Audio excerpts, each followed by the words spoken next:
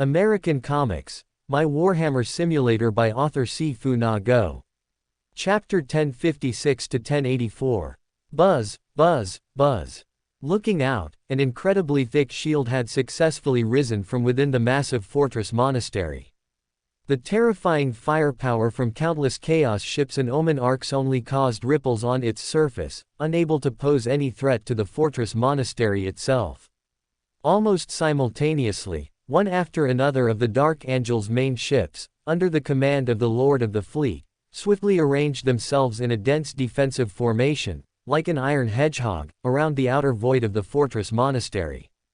Countless weapon turrets and launching devices, extending from every inch of the fortress monastery's metal bulwarks, also coordinated with the large number of main ships to launch an extremely fierce counterattack.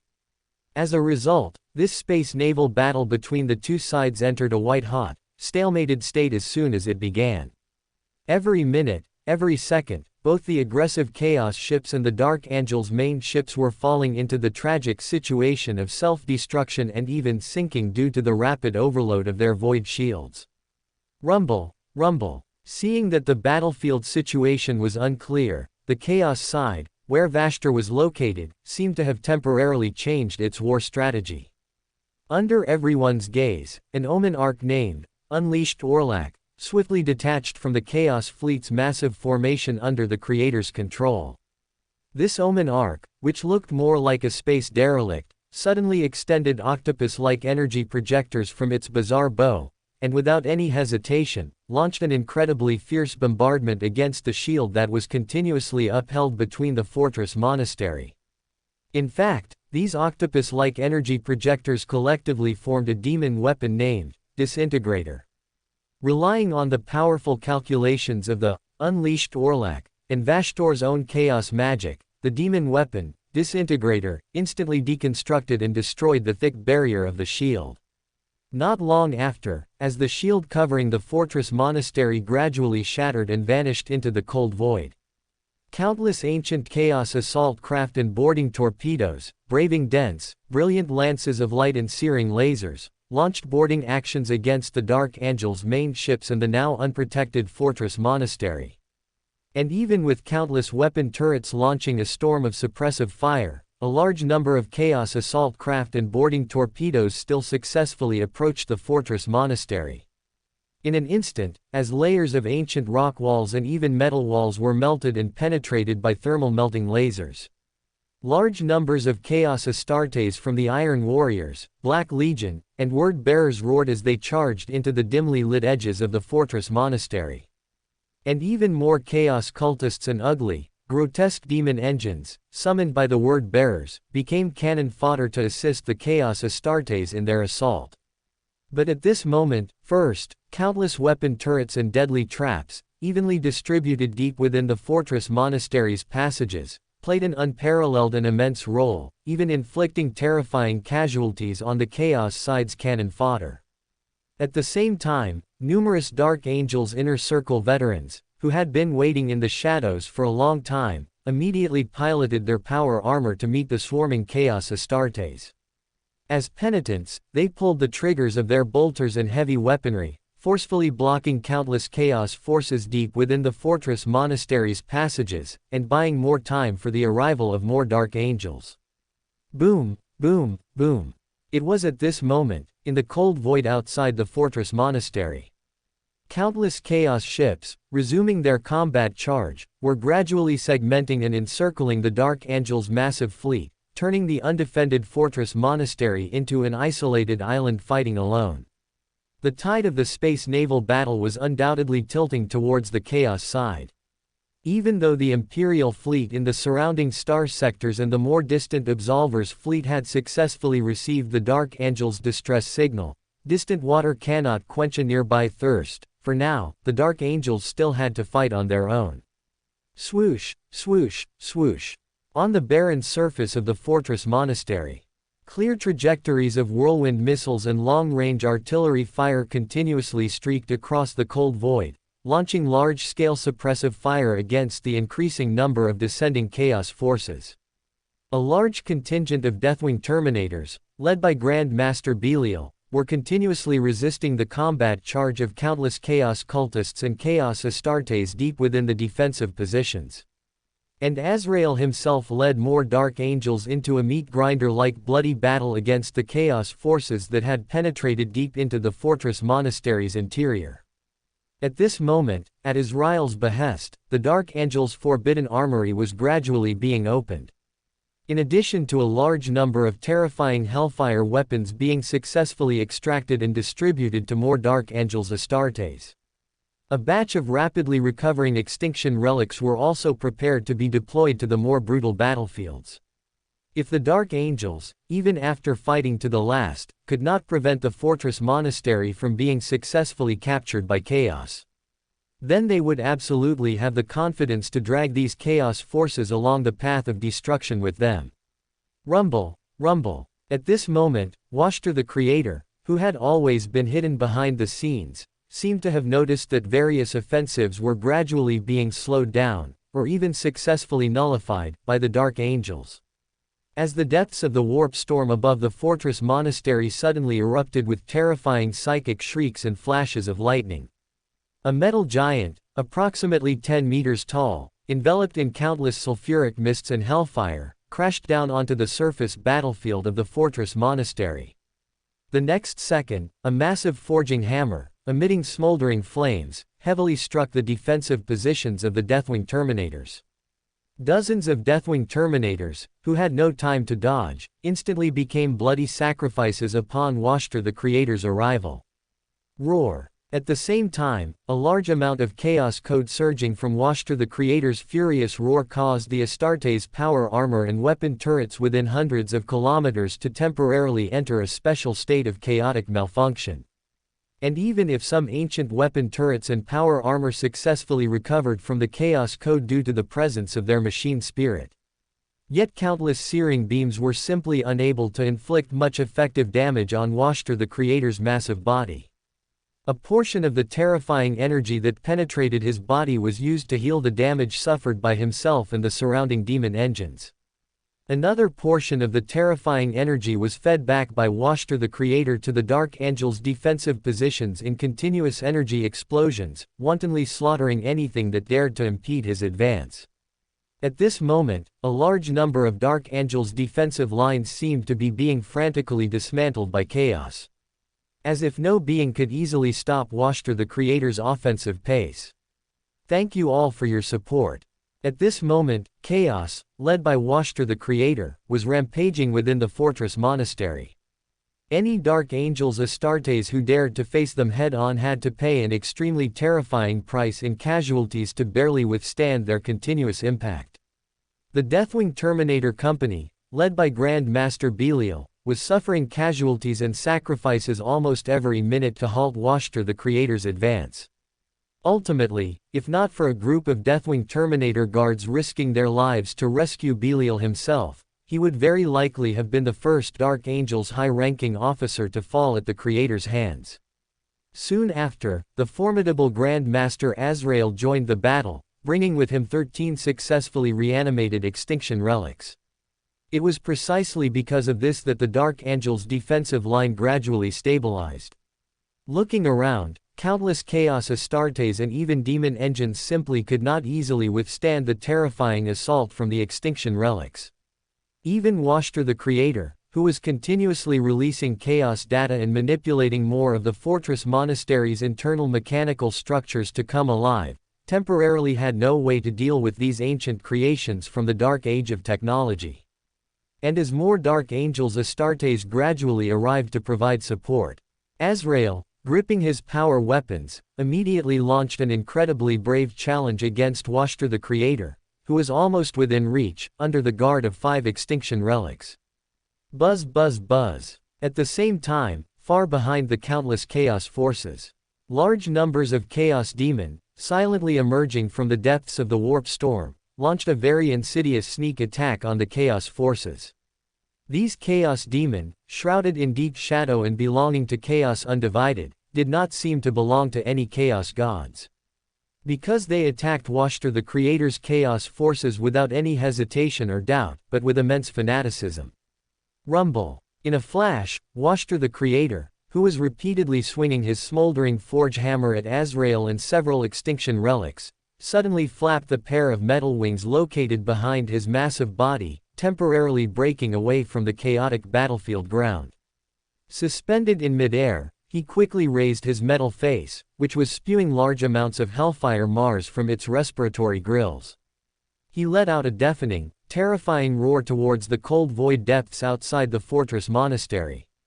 "I see you, you damned chaos scum," Shadow King bellowed. At this moment, Washter the Creator's low roar had just fallen within his line of sight, which penetrated through numerous obstacles. Large numbers of chaos forces surging towards the fortress monastery were completely blown away by an invisible, terrifying force, like dry straw. Immediately following, a terrifying figure, also about 10 meters tall, with every inch of his body seemingly shrouded in an incredibly illusory, pitch-black shadow. One massive palm tightly gripped, ghost demon sword, an ether blade with endless darkness flowing between its sharp edges, slowly descended into the real universe. "Heh heh, Vashtor, did you miss me? I've come to collect some interest from you. The first cursed mortal in history, the first demon prince blessed by the four gods," Shadow King bellowed, let out a low, sinister chuckle at Washter the Creator. "Shadow King bellowed, you and I are both allies of Chaos Warmaster Abaddon, how dare you treat me like this? Are you not afraid of punishment from Chaos Warmaster and even the Chaos Gods?" At this moment, Washter the Creator let out a deafening, terrifying roar at Shadow King bellowed. Even though the ranged attacks from Azrael and the extinction relics could not cause much damage to him, they made him increasingly irritated. "Washter the Creator, originally I disdained to bother with you, but when I learned that you were preparing for apotheosis, I no longer cared about threats from anyone. I am the great being who possesses the qualification for apotheosis, and you are merely a chaos laborer hiding in the depths of the high heavens. How dare you contend with me for a chaos god?" Shadow King bellowed, instantly raising his ghost demon sword, mocked Washter the Creator without any concealment. However, his words only made Washter the Creator even angrier. Countless terrifying flames from the depths of the soul forge seemed to envelop his gaunt, massive metal body. "You damned chaos scum, have you not seen that the sixth chaos god has already successfully ascended to a god?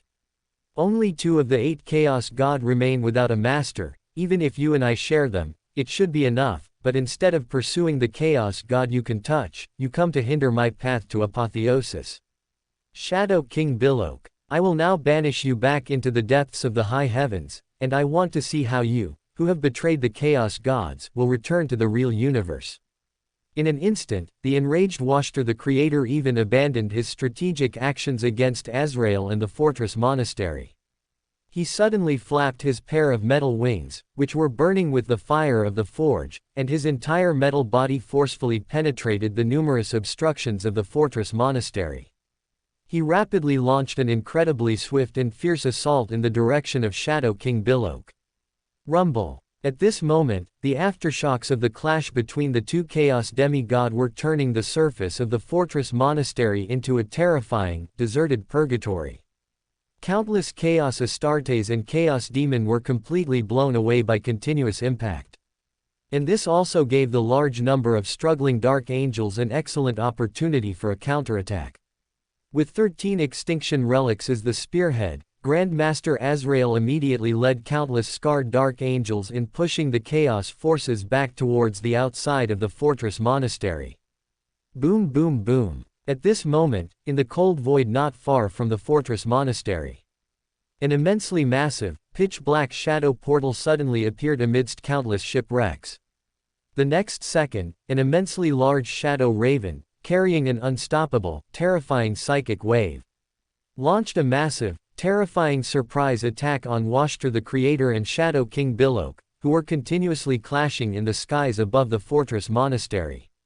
At the same time, a number of massive metal chaos ships, with their heavy void shield up and weapon turrets firing at full power, quickly arrived at the location, launching a support operation for the main Dark Angels ships that were being besieged by chaos ships. "Calamity has arrived, all demons retreat. Thank you for your support." Neither Shadow King bellowed, who was swinging the ethereal blade and leaving invisible shadow trails in the cold void, nor Washter the Creator, who was vigorously wielding a forging hammer that emitted countless smoldering flames and swept up a large number of warp storms, seemed to pay attention to the enormous shadow raven soaring towards them, as if it was insignificant. However, when the colossal shadow raven, transformed by Luo Sha, violently flapped its two massive wings, hundreds of thousands of pitch-black shadow feathers shot towards Shadow King Billoak and Washter the Creator like arrows from a bowstring. Only then, suddenly alerted, did both parties use the immense impact generated by their two terrifying demonic weapons to fly backward. "It's you again. Damn you, Luo Sha." At this moment, Washter the Creator, who couldn't help but let out a low roar of rage, agitatedly flapped the pair of broken metal wings behind his withered spine. But he did not immediately launch any attack in the direction from which the colossal shadow raven had come. Instead, he, full of apprehension, deliberately yielded the combat area to Shadow King Billoak. Buzz buzz buzz. Almost simultaneously, Shadow King Billoak, every inch of whose demonic body seemed shrouded in the depths of invisible shadow, stared intently at the shadow raven. His roar, filled with endless joy, echoed repeatedly throughout the entire fortress monastery. "Look what I've found. Such a full and wonderful shadow concept vessel. Stranger Primarch, if I can forcibly devour you, then your power will bring me but one step away from a true chaos god." At this moment, Shadow King Billoak, growing increasingly impatient, brandished the ethereal blade and lunged at the immensely large shadow raven. And Luo Sha, flying to meet him, showed no fear whatsoever. He rapidly increased the speed and force of his massive wing flaps, and the countless terrifying psychic power fluctuations he emitted even formed layers of unobservable warp storms. Boom boom boom. In a flash, when Shadow King Billoak and the shadow raven transformed by Luo Sha collided fiercely, visible terrifying impact waves instantly swept wildly towards everything around them. The fortress monastery, being the closest to both parties, bore the brunt of the damage. Countless metal walls and rock foundations were instantly torn apart by the invisible terrifying power, even creating deep fissures that massive orbital bombardments could hardly achieve. As for the chaos forces that had been forcibly driven out of the fortress monastery by the valiantly fighting dark angels, they immediately turned into countless ashes. At the same time, the aftermath of Luo Sha and Shadow King Billoak's battle also affected the heavily damaged Chaos Fleet further away, as well as the Typhoon Fleet that was rapidly forming an encirclement. At least, it allowed several immensely large Omen arcs to take the opportunity to break through the Typhoon Fleet's encirclement formation and quickly disappear into the depths of the cold void. Boom boom boom. In an instant, the fierce battle between Luo Sha and Shadow King Billoak was unfolding in full swing.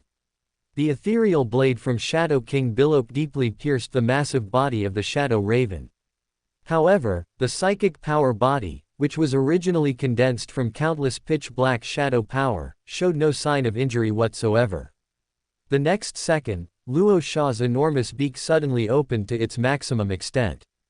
Countless pitch-black shadow power surged from within his massive body, firmly coiling around Shadow King Billoak, and then, the suddenly closed enormous beak forcibly bit off the actual flesh that Shadow King Billoak had always kept shrouded in the depths of invisible shadow. Looking out, the two parties, fighting in a state of self-forgetfulness, seemed to have completely forgotten the combat techniques they had mastered. They engaged in an incredibly brutal and fierce bloody struggle, relying solely on extremely primitive fighting abilities. Shadow King Billoak let out a deafening roar of pain. He forcibly pulled out a thick arm and brutally tore off one of the Shadow Raven's massive wings. And the Shadow Raven, also emitting a psychic power shriek, turned and used its two shadow claws to forcibly rip open Shadow King Billoak's chest and abdomen, even hollowing out his internal organs. However, the omnipresent chaos psychic power fluctuations around them gradually healed and even made the terrifying injuries of both parties disappear, allowing them to resume their fierce attacks against each other.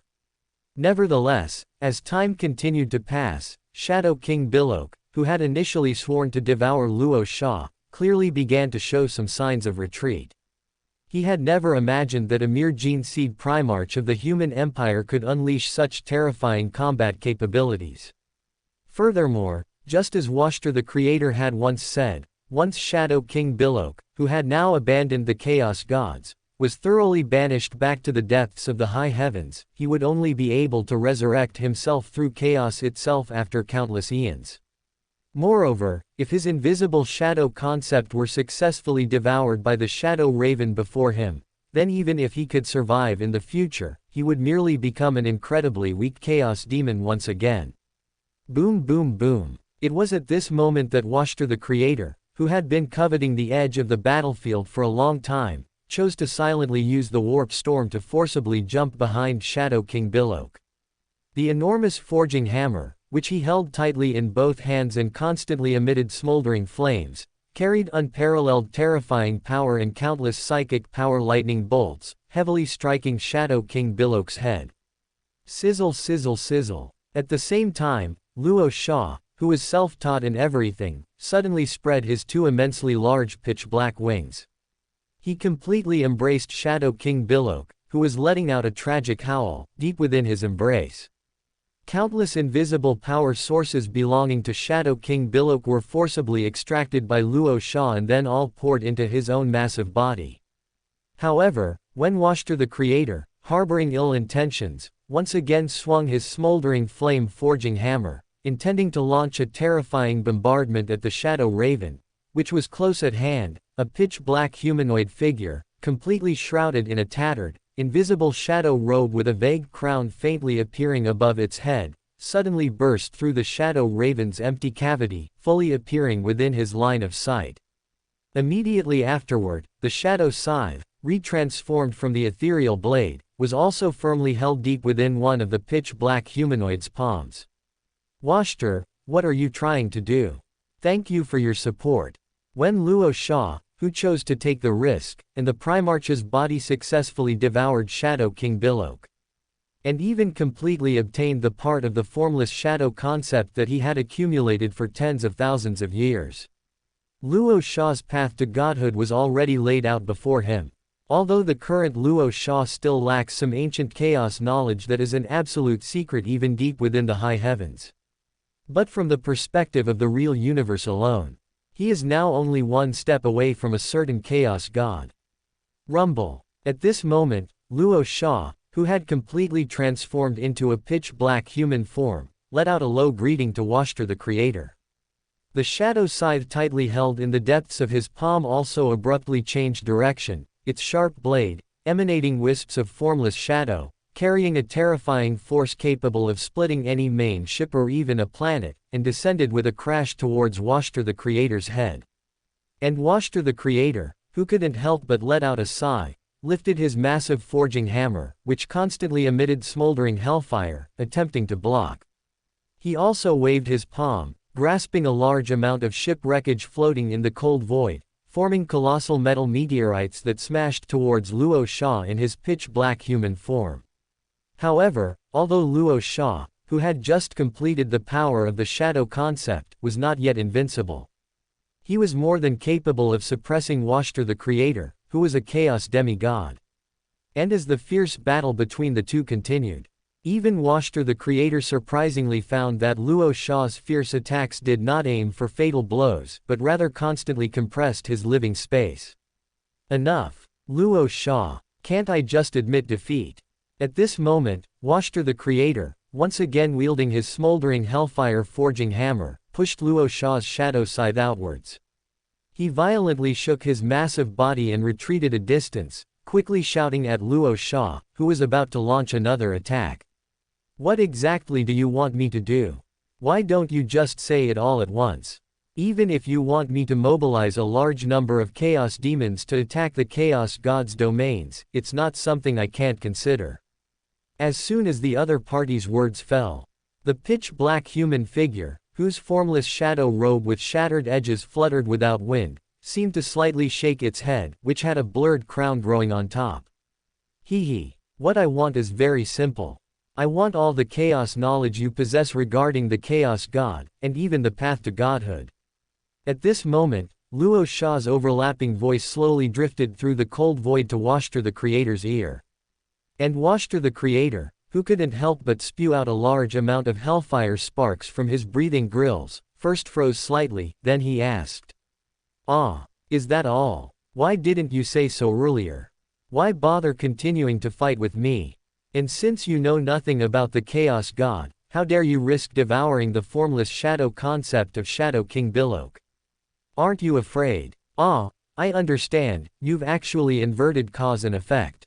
Because the sixth Chaos God already exists in the high heavens, then whatever you do now is not a wrong option." To some extent, Washter the Creator's thinking was not entirely wrong. Since the sixth Chaos God was born from Luo Sha's choice to ascend to godhood. Then, once the sixth Chaos God successfully exists in the past, present, and future, Luo Sha, in the present, would no longer need to worry about the success or failure of his ascension. He only needed to make certain choices according to the predetermined path, and everything in the unseen would push him to the correct position. "Washter, you know too much. Now, either tell me all the chaos knowledge, or I'll send you rolling back to the depths of the high heavens." Instantly, Luo Sha, who suddenly shook his shadow scythe, threatened Washter the Creator without any hesitation. And Washter the Creator, who repeatedly spewed countless hellfire sparks from his breathing grills, hesitated for a moment, then chose to yield to Luo Sha. Just as he had always served every chaos god throughout his countless years, bowing and scraping. Moreover, the existence before him had already become a major player at the table, while he was still just a chaos demigod struggling for a chaos god. At the same time, the countless chaos ships, heavily surrounded by the Calamity Legion fleet, seemed to become background scenery. By the time the last scarred chaos ship completely exploded and sank, and the interior of the severely damaged fortress monastery was cleaned of the last chaos Astartes. This conspiracy and ambush, specifically orchestrated by Washter the Creator against the Dark Angels battle group, was brought to a perfectly satisfactory close. Soon after, inside the fortress monastery, where the light flickered on and off, Luo Sha, whose vibranium power armor glowed faintly and constantly exuded wisps of formless shadow fluctuations, stood in the center of the hall. Behind his massive body, a tall, ethereal human figure wearing a tattered, formless shadow robe and holding a shadow scythe remained suspended in the air, moving back and forth with Luo Sha's steps. Meanwhile, Lionel Johnson and Omegan, with extremely solemn expressions, were quietly listening to Luo Sha's low words. "The chaos emblem we once saw is the chaos octagram of the high heavens, and each corner represents a chaos god. Excluding the central position, which represents the original destroyer, which is the chaos demon itself. The chaos god in the due north is named Corrosive Destruction. He represents the purest chaos, a fear that prevents most chaos demons from maintaining basic sanity. He only craves destruction and leads all mortal things to their destined end, which is to turn into cold dust and be gradually forgotten. And for this end, he relentlessly pushes everything forward, ignoring the fragmentation of all chaos demon tribes under the drive of this grand goal. The chaos god in the northeast is named Infernal Storm. It is said that some ancient chaos demons are accompanied by terrifying vortices formed from primordial warp matter, manifesting all warp psychic power into the purest elemental forces. Around these warp entities, columnar bonfires rage, and even the air is filled with incredibly ethereal lightning arcs. As far as the eye can see, the earth is twisted into sparkling crystal fragments. For these chaos demons, there is no nobler purpose than spreading the renown of this power and using it wantonly on the battlefields of the real universe. The chaos god in the due east is named Malicious Cunning. Just as chaos itself reflects a distorted mockery of all aspects of the universe, in the high heavens, the impetus for creation is also twisted into malevolent and destructive forces in the immaterial universe. These chaos demons, who believe in such concepts, are summoned to the real universe, using the bloody sacrifices of ignorant mortals as a medium for all-consuming destruction. The terrible mechanical entities they create simultaneously mimic flesh ecology and forging artistry. Every action they take represents their superiority far beyond mortals and all the creations they design. Thank you all for your support. Inside the forging hall of the Steel Fist. When Luo Sha's bronzed face, like the imperial statues around him, showed no joy or sorrow, and he slowly recounted to the two Primarch brothers these psychic knowledge secrets that only circulated deep within the high heavens. All the light within their line of sight instantly dimmed. Looking around, tendrils of chaos psychic power seemed to penetrate the powerful Geller field of the Gloriana-class battleship out of thin air, continuously permeating around the three Primarchs. HMPH. At this moment, Omegan, whose expression remained cold, subconsciously let out a cold snort from his mouth and nose. Countless overlapping serpentine phantoms, for the first time, emerged from his massive body and rapidly spread outwards along the cold, metallic sheened floor. At the same time, Lionel Johnson, whose entire demeanor was incredibly steady, as if the Himalayas could collapse before him without changing his expression, also faintly let out a fleeting, deep sigh, and numerous phantoms of Caliban's dark forest began to quickly materialize in the air of the entire forging hall. However, Luo Sha, the tall figure holding the shadow scythe, stood behind his massive body as if he had heard nothing, still continuing to explain more secret knowledge about the Chaos God. The Chaos God located in the southeast is named Ecstatic Perception. It is said that when the entire Eldar Empire completely crossed the threshold of depravity, a scream that instantly drove one mad, containing biological pleasure and wild instinctual urges, echoed deep within the high heavens. For some chaos demons and even wicked cultists bathing in countless chaotic tides, the violent outcome is not important. What matters is personally participating in and experiencing its changes and processes, as well as the overwhelming pain it can cause, and even the fear triggered by devouring mortal beings, and so on.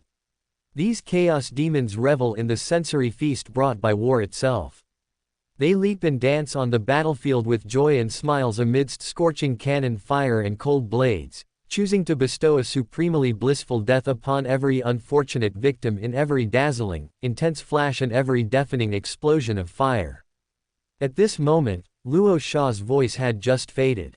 Deep within the myriad of colorful chaos psychic power, a purple-pink light, undoubtedly representing Slaanesh itself, began to flicker and flow within the three Primarchs' field of vision, even forming constantly shifting and twisting pink humanoid figures that began a spectacular dance performance, as if responding appropriately to everything Luo Sha had just uttered.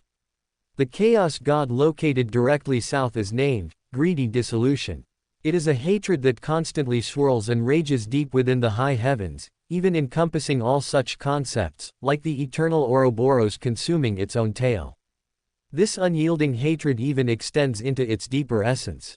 It would undoubtedly be foolish for anyone or anything to expect it to possess rationality or logical sense, for chaos is its inherent name and its true essence. However, in its endless self-destructive hatred, there is no place for allies, only new, even more unpredictable enemies. The Chaos God located in the southwest is named Putrid Decay.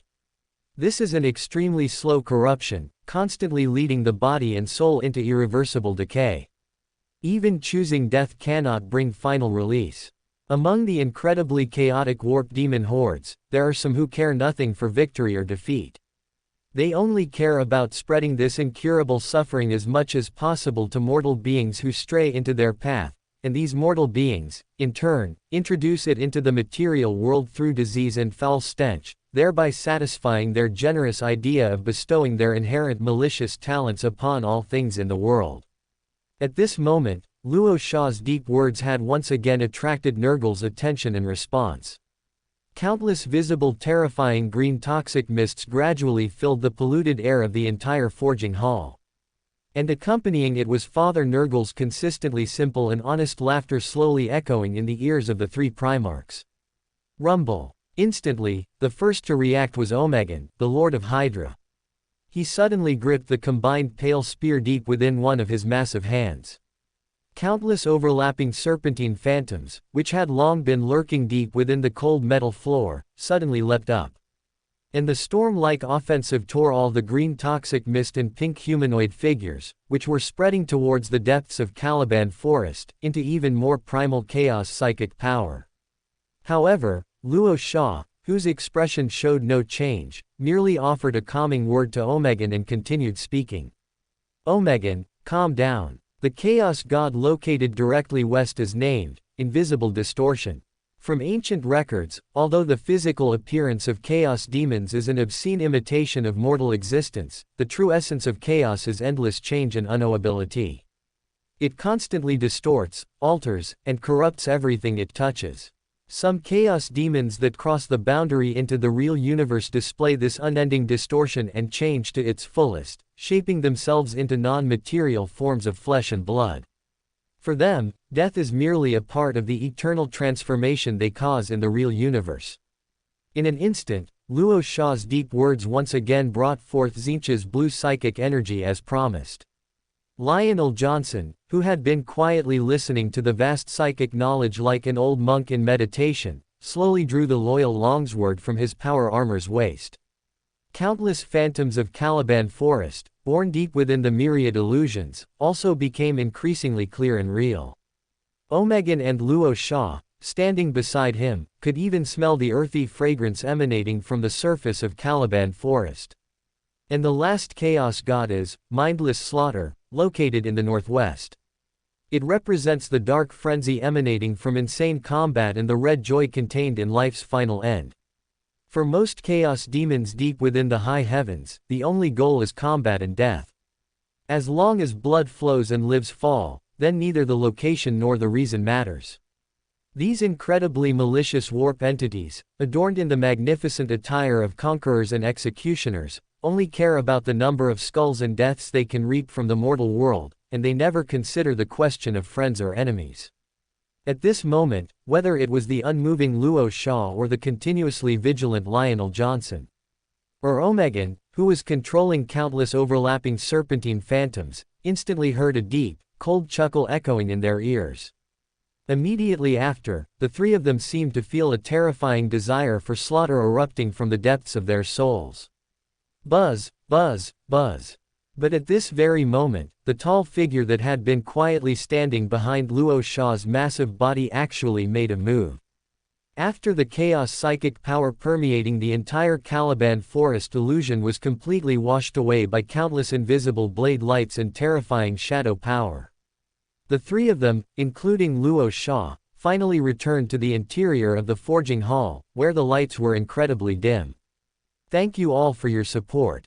Based on the current progress, this book will be completely finished by mid to late December at the latest. I've already cut a lot of side plots to speed up the overall conclusion and try to avoid a rushed ending. Because right now, I, the fat author, am feeling quite mentally and physically exhausted.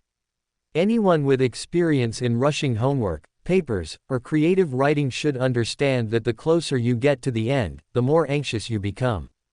Plus, my editor boss has been pressing me for new book ideas recently, and I'm completely overwhelmed.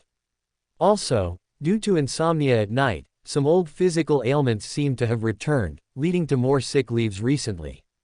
Please bear with me. I'm also very grateful to the hundreds of old readers who are still subscribing to this book. It's your consistent strong support that has allowed me to grit my teeth and persevere. Thank you all again for your kindness. Welcome to Fanfic Audiobook, your go-to place for immersive audiobooks. If you enjoy the content, don't forget to like the video and subscribe to our channel for more amazing stories. And please support the author by link in description. The Chaos Gods, always entrenched deep within the high heavens, each occupied a corner of the Chaos Octagon. Luo Sha's private conjectures and the ancient information revealed to him by Washter the Creator all confirmed this point. Among them, heartless slaughter must correspond to Khorne, the blood god, while ecstatic perception corresponds to Slaanesh, and as for putrid decay, it can only be Father Nurgle. The only thing Luo Sha was unsure about was that Hellstorm and Unseen Twist both seemed to correspond to Tzeentch. However, the friendly exchange between Luo Sha and Washter the Creator was not in vain. He proposed a possibility that no one dared to verify. that the Chaos Gods might not only occupy one corner of the Chaos Octagon. Their Chaos domains might, with the feedback from the real universe, extend to corrupt and infiltrate those unowned Chaos Gods, or Chaos Gods whose natures are more compatible. Washter the Creator even revealed some secrets known only to him to Luo Sha, in an attempt to curry favor with the future sixth Chaos God. The reason Washter the Creator wanted to ascend to a Chaos God as soon as possible was because he had accidentally discovered that some of the Chaos traits he possessed, which were clearly closer to and even represented the Chaos God of malicious deceit, would occasionally manifest within Tzeentch's Chaos domain. And yet, Tzeentch was once the most powerful and ancient Chaos God deep within the entire high heavens, even being subjected to an endless siege by the other three Chaos Gods until Tzeentch had no choice but to concede. In other words, perhaps both Hellstorm and Unseen Twist Chaos Gods had fallen into Tzeentch's hands, which would explain why he exhibited completely different Chaos God traits. Additionally, after much hesitation, Washter the Creator reluctantly provided Luo Sha with the correct method for ascending to a Chaos God. First, one needs to confirm which unowned Chaos God their power and spiritual essence are more inclined towards. As for those Chaos Gods that are already occupied, do not even dream of them. Unless the power essence of the ascending individual far surpasses any of the Chaos Gods, they will inevitably become a valuable supplement for the opponent. Secondly, a large-scale bloody sacrifice is required, and the target of the sacrifice must be the ascending individual themselves. Moreover, the number of sacrifices from just a few star systems or even sectors is far from enough. At least 2 to 3 star regions of all life are needed to reach the most basic threshold for ascending to a god. Finally, and most importantly, is the hidden knowledge within the entire ascension process. Luo Sha only truly learned this after he keenly sensed that Washter the Creator was intentionally hiding it from him, and chose to threaten him with terrifying martial force sufficient to abig him. If the ascending individual does not want to completely become an accessory or even a puppet of the Chaos God, then they need to design a soul anchor point in the real universe in advance, and the soul anchor point that cannot be destroyed or eliminated is the power of faith provided by countless mortal believers. Because any material creation, no matter how solid, can be easily destroyed, only the ideas of faith circulating among mortal believers are immortal. And this is the true reason why countless chaos cultists cannot be killed off, and even one of the important factors why the Chaos Gods cannot be truly cleansed. At this moment, after all the chaos psychic power and evil aura from the Chaos Gods in the Forging Hall were thoroughly cleansed by the invisible shadow power carefully controlled by Luo Sha, he chose to sit down with Lionel Johnson and Omegan, who had also reseated themselves, and began discussing the important matter of choosing a suitable Chaos God. Currently, among the 8 Chaos Gods, only corrosive destruction, malicious deceit, greedy dissolution, Hellstorm, or Unseen Twist are temporarily vacant.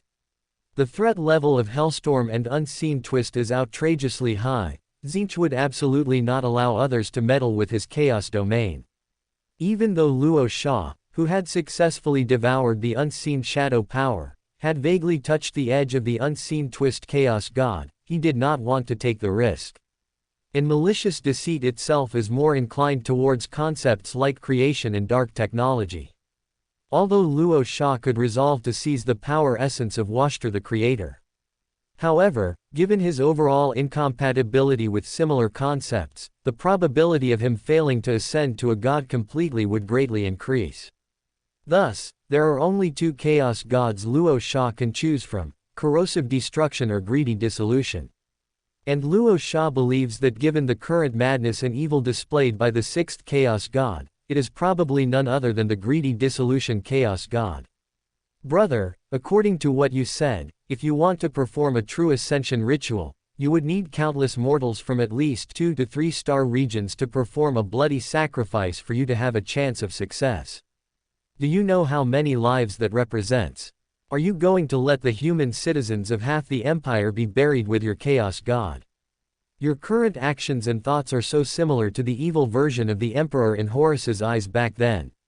They are even worse. At this moment, Omegan, who seemed to have endured this for a long time, suddenly stood up, driving his power armor that emitted layers of faint shadows.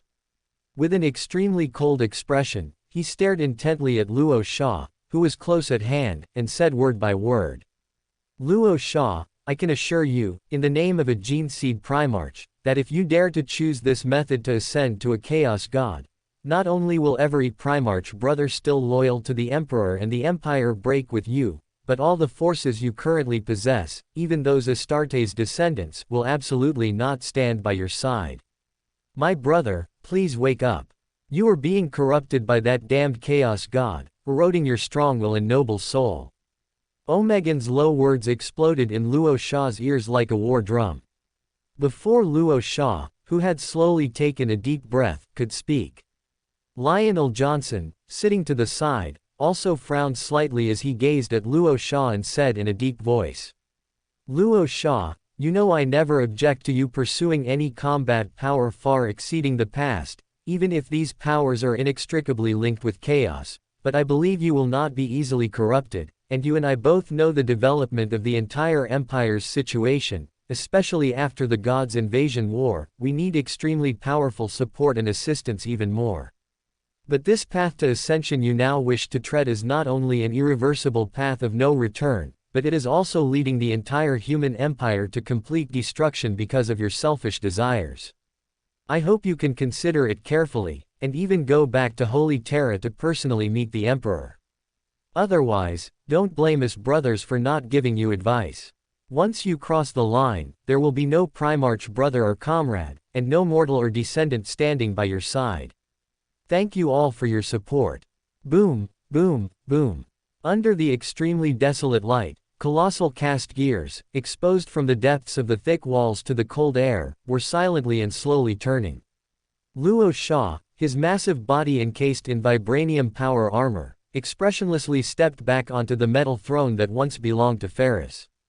Buzz, buzz, buzz. At the same time, the tall humanoid figure constantly standing behind Luo Sha seemed to gently wave a faintly discernible shadow scythe. The formless shadow power instantly lifted the thick metal armored plate behind the metal throne, revealing several layers of transparent viewports that looked out onto the almost boundless, cold void. By now, both Lionel Johnson and Omegan had left the Foundry Hall. After giving Luo Sha their most severe admonitions ever, they turned to attend to their own affairs. Lionel Johnson needed to lead the Dark Angels and Absolvers to continue advancing the recovery expedition plan for the entire Imperium Nihilus, as countless Imperial worlds were still struggling under the threat of numerous Xenos and even Chaos minions. Omegan, in Alfarius's name, was also regrouping more of the scattered Alpha Legion. If Luo Sha's intuition was correct, the other party had probably become wary of his series of actions. A portion of the Sons of the Hydra were picking up their most proficient spy skills, launching incredibly covert infiltration missions into every company of the Calamity Legion. However, even though Luo Sha knew this, he not only did not stop Omegan's petty actions. Instead, he secretly sent a secret directive to every Calamity Company captain he trusted, such as Tiberos, Titus, Dante, Sevatar, Gabriel, Cardin, and the young Wolf Lord. That directive stated that if Luo Sha himself were to unexpectedly disappear or fall in battle in the future, the Calamity Legion would disband or regroup according to each captain's individual wishes, and there would be no restrictions on which Gene Seed Primarch they chose to follow in the current universe. To some extent, Luo Sha was arranging his affairs step by step. Even if he reflected on whether his idea of pursuing a Chaos God was right or wrong, and whether becoming a lonely figure like the Emperor in the end was worth it. However, judging solely from that future outcome, he might not have had the right or the leeway to choose at all. Alas! At this moment, Luo Sha, whose emotionless, cold gaze was fixed on the cold void, seemed to let out an incredibly prolonged sigh. And this sigh slowly drifted into the depths of the vast and silent Foundry Hall, lingering for a long time. For the countless mortal crew members and tens of thousands of Astartes within the entire Typhoon fleet, they had no way of knowing the conflicts and thoughts of these great figures, the Primarchs. Almost every individual was merely relying on their simple faith in the Emperor, the Primarchs, and the human empire itself to carry out day after day of arduous training and combat. Moreover, although there were currently no apocalyptic-level battlefields that could threaten entire star systems or even sectors, battles on a planetary scale, involving the recovery of entire imperial worlds, had never ceased. If someone were silently observing everything, they would see fully armed Astartes combat teams embarking on Cobra-class destroyers, or even more powerful strike cruisers, slowly departing from the imperial world of Marvent, where the fleet was currently stationed, every void day. And when the main vessels were either towed back to the starport by auxiliary ships, or returned to the fleet's formation with battle-scarred honors. One could once again see the bodies of numerous fallen Astartes being taken over by mysterious teams clad in dark gold robes. These heroes would be resurrected, joining the Iron Undead Legion known to all, becoming one of its members. As for the remaining Astartes, after completing their rituals according to the customs of their respective companies, their injuries would be healed by apothecaries, and their power armor, which had been repaired, would be replaced. They would then await the next arduous operation or the summons of my Lord Primarch during their daily training. As for the even more numerous mortal crew members and mortal servants, they did not fear the arrival of death, because in Luo Sha's Calamity Legion, they had obtained all the honor and material supplies a human, even a soldier, could receive. Some fanatically faithful mortal crew members were even eager to turn into a wisp of ash on the intense battlefield, so that they themselves could secure more material pensions and battle honors for their descendants and families growing up on each vessel. Moreover, if they were even more fortunate, intact mortal bodies would be salvaged by automatic servo robots and manufactured into various types of shipborne servitors, allowing them to accompany their descendants and families for an even longer time. In other words, although Luo Sha's Calamity Legion had only been established for a very short time, a unique custom and atmosphere belonging to the Calamity Legion was gradually brewing and growing.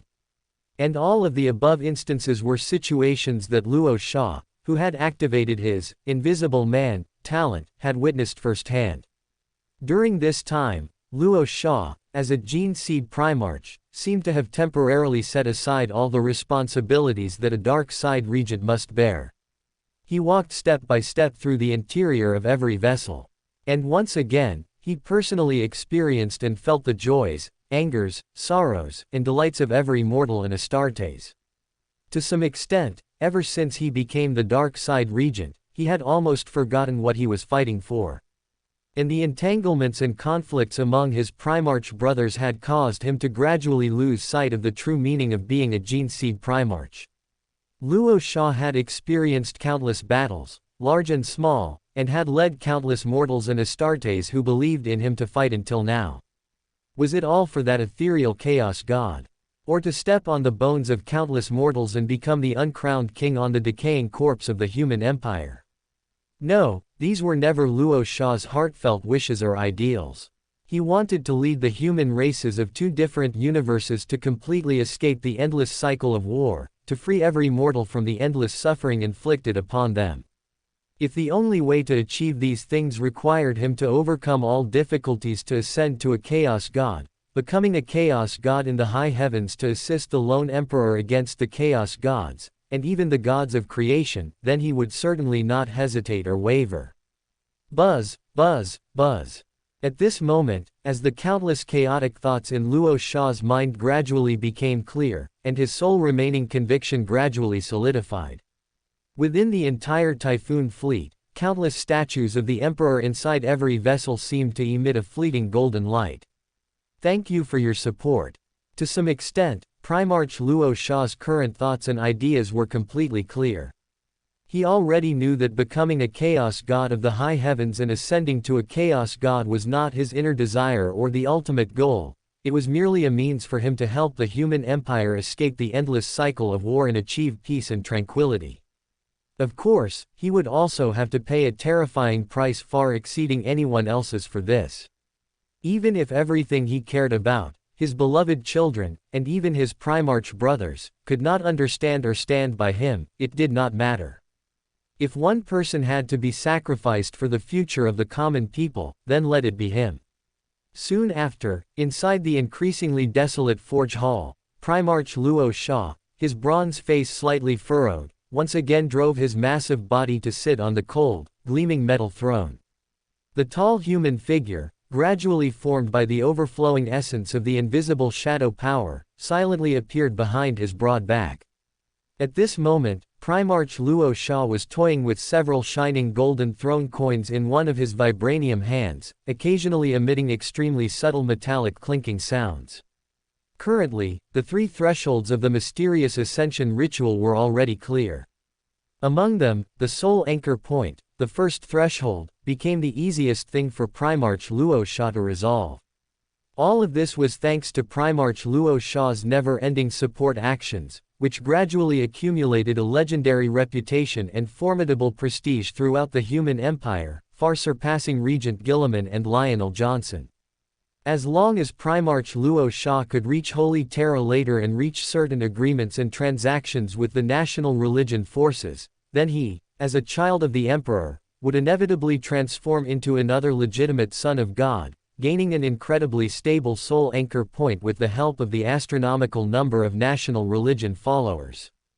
The second threshold was slightly more difficult and might require some assistance from Corvus Corax, who was deep in the warp, or even the Emperor. Because the only chaos power essence that could correspond to the chaos god, greedy dissolution. Primarch Luo Sha had also found some clues from the vast amount of intelligence within the Legion and some more ancient psychic knowledge. That was Maris, the chaos sub-god, lord of chaos and betrayal, whose whereabouts and name were too secretive. In fact, if it weren't for searching for the corresponding chaos power essence, Primarch Luo Sha had never even heard of his name. However, all intelligence indicated that Chaos Sub-God Maris's only pawn in the native universe was an Astartes battle group called the Sons of Malice. This Astartes battle group, whose establishment time was unknown and had once been stationed in the Eye of Terror, declared itself hostile to both the human empire and Chaos after being successfully corrupted by Maris due to some unexpected factors. Now, their enemies would probably include the Lord of the Calamity Legion, a candidate for the Ascension, Gene Seed Primarch Luo Sha. As for the last and most difficult, the third threshold. That was the problem of holding a massive designated bloody slaughter sacrifice ritual. After the thoughtful Primarch Luo Sha completely excluded the human race, his cold gaze seemed to gradually fall upon the ubiquitous alien races within the human empire's territory. Perhaps the number of kills targeting one alien race was not enough. So what about 10, 100, or even more? At least the Dark Eldar, Orcs, and more bizarre alien races might become stepping stones for Primarch Luo Sha to ascend to a chaos god. After all, in the eyes of every mortal who had experienced the culture of the human empire, any alien race was always a disgusting existence that needed to be completely annihilated. At this moment, as Primarch Luo Sha's slightly furrowed brow slowly relaxed, it also meant that he had basically planned out the general process of each step of his actions in his heart. And he subconsciously let out a sigh, then turned his gaze to the golden throne coins in his palm. Perhaps he needed to quickly complete the temporarily missing Primarch organs and enhancement surgeries, so as to truly make himself a perfect body with no weaknesses. Thinking of this, Primarch Luo Sha casually extracted 2 automatic servo robots with shaking mechanical tentacles from his storage space. He handed over 2 golden throne coins and then ordered the 3 parties to throw them vigorously into the air together. Ding, ding, ding. Simulation starting. Warning, there is chaos psychic power from the 6th chaos god, Luo Sha, currently interfering violently with the simulation program itself. Notice, the combined chaos psychic power from the Emperor, Khorne, Tzeentch, Nurgle, and Slaanesh has completely shielded the 6th chaos god's disturbance to the simulator itself, but some special malfunctions that have appeared as a result may affect the experience process and the simulated body itself. Current identities: Luo Shaw Space Wolves 13th Great Company Captain Native Universe Unknown Severely Wounded and Unconscious Luo Shaw Lord Cypher Native Universe Andromeda Sector. Current Companions. Automatic Servo Robot No. 1. Automatic Servo Robot No. 2. Normal. Please select your landing identity and companions first. Identity selection refused, landing companions selected. Simulation restarting. You are already in the Warhammer universe, and a random time and place will be chosen for your arrival. Time: M32. Location: you successfully landed on a chaotic battlefield where intense fighting was taking place. You could perceive countless physical bullets and explosive fire raging in the dry air around you with your incredibly keen psychic senses. You suddenly opened your tightly closed eyes. You almost immediately saw a familiar figure wearing an ancient and worn heavy power armor and a tattered gray cloak over his massive body, surrounded by countless orcs wielding crude melee weapons and large flamethrowers. If you were not mistaken, the other party must be the Gene Seed Primarch of the Salamanders, Vulcan, Lord of the Fire Dragons. You subconsciously took a deep breath. You were about to casually condense a large amount of invisible shadow power and unleash the terrifying might of a Gene Seed Primarch upon the countless orcs within your line of sight.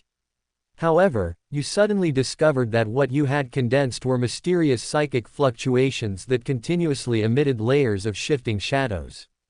Damn, Luo Shaw, he shifted my already awakened warp essence, forcing me to master some warp essences that had not yet awakened. You instantly realized that this seemed to be Omegan's warp essence. In a flash, you no longer had time to familiarize yourself with the newly acquired warp essence, and you had no choice but to casually pull out the Dawnbreaker and the Blood Scythe from your storage space. Your entire massive body rapidly charged towards Vulcan, Lord of the Fire Dragons, who was fighting alone. Even if you have temporarily lost the intangible shadow power you were once most skilled at, making it impossible to annihilate the orcs almost entirely within your line of sight in one go. You are still a Gene Seed Primarch with a massive body nearly 5 meters tall and terrifying close combat abilities. Aside from the orcs, large war vehicles and war leaders, there is almost nothing that can easily withstand your charge. Boom, boom, boom. In an instant, you drove your vibranium power armor forward at almost full speed, charging towards the dense numbers of orcs like a night titan that had just been activated. You violently swung the Dawnbreaker warhammer clutched in one giant palm, and with just a casual strike, dozens of orcs, bearing their fangs and claws and lunging at you, instantly turned into splattering flesh and blood powder. Rumble, rumble, rumble. At this moment, Vulcan, Lord of the Fire Dragons, with unimaginable physical strength, forcibly overturned several orc troop carriers that were wildly rushing towards him, causing even more orcs to be directly crushed into a truly gruesome defensive gap by the continuously rolling troop carriers. Heh, Luo Shaw, little brother. I knew it was you who had arrived. Vulcan, who was casually wielding the unstoppable and terrifying warhammer, Doomshock, shouted in a deep voice towards you. Brother Vulcan, what is your current combat objective? Are you waiting for an opportunity to decapitate the war boss? Or do you have other arrangements? You took a deep breath, and while backhanding 100 orcs in half, you also roared loudly towards Vulcan, Lord of the Fire Dragons. And before your arrival, Vulcan, who had single-handedly held back this invading orc force, answered without any hesitation. Thank you for your strong support, little brother. I once swore to protect the safety of this hive world due to a debt of gratitude for a meal. Now these damned orcs are invading many hive cities and capturing large numbers of innocent Empire citizens to be their slaves. More importantly, these orcs' gravity technology, from who knows where, is trying to destroy the entire planet. We must find a way to solve this problem. As soon as Vulcan finished speaking, you keenly sensed the ground tremors coming from afar. You immediately seized a lull in the slaughter to look up, and almost instantly saw a broken landmass the size of a city, faintly glowing with blue light, slowly detaching from the ground between the gloomy skies and floating upwards to a higher position. If my intangible shadow power were still here, this would be a problem I could solve with a mere lift of my hand. You couldn't help but let out a fleeting murmur. You quickly maneuvered your vibranium power armor to lift a heavy magnetic boots, kicking a 3-meter-tall kilicon flying. You did not notice overlapping shadows, like human veins, spreading and moving back and forth across every inch of your body, even imbuing each of your offensive movements with uncatchable afterimages. Brother Vulcan, buy me some time. My power armor can fly. Let me deal with these orcs' gravity technology. You shouted back at Vulcan, who was engaged in countless Warhammer rampages within the encirclement of countless orcs, without turning your head. As soon as you finished speaking, Vulcan, Lord of the Fire Dragons, who was vigorously wielding Doomshock in his massive palm, immediately launched an unstoppable, terrifying charge towards your position. Once Vulcan successfully broke through the encirclement of countless orcs and reached your vicinity, a remarkably gentle and honest smile clearly appeared on his rough, dark face, which resembled black rock. Little brother, prepare everything with peace of mind. I will definitely not let these damned orcs harm you in the slightest. Vulcan, with blood-red light radiating from the depths of his eyes like hot magma, solemnly said to you. You nodded slightly in response to him, and countless living metals belonging to your skull helmet gradually spread across your bronzed face. For the Emperor. In an instant, Vulcan, Lord of the Fire Dragons, let out a massive battle cry and violently swung the terrifying warhammer named Doomshock. Continuous whistling sounds undoubtedly indicated that large numbers of orcs surging towards you were turning into scattered flesh and blood remains. Buzz, buzz, buzz. At the same time, you instantly activated the 4 vibranium servo arms extending from the rear of your vibranium power armor, rapidly installing several heavy firepower weapon turrets, freshly retrieved from your storage space, onto the vibranium power armor. Boom, boom, boom. Once all preparations were complete, your massive body slowly ascended into the air under the continuous thrust of powerful flight propulsion. You immediately controlled several heavy firepower weapon turrets, roaring deafeningly, to unleash a devastating barrage of fire upon the countless orcs within your line of sight. In just a few minutes, the countless orcs surrounding you and Vulcan were almost entirely annihilated, becoming victims of the terrifying firepower. You only had time to gently wave the blood scythe clutched in your palm at Vulcan, who was looking up. You quickly changed your flight direction, heading towards the sky where even more fragments of landmasses had already floated up. You traversed the atmospheric barrier at your fastest flight speed. You instantly saw several dilapidated-looking orc space warships, not even resembling normal vessels, and some battle moons still under construction, wantonly destroying everything on this planet in low orbit. Your keen senses could also detect an extremely unfamiliar warp power radiating intense fluctuations into the cold void. You clearly knew this was the WAAAGH field that the orcs prided themselves on, which is the, I reckon, power that only orcs can use freely. You charged forward without hesitation towards the several orc space warships. By continuously controlling several heavy firepower weapon turrets, you fired extremely powerful energy beams, rendering the orc space vessels using gravity technology completely useless.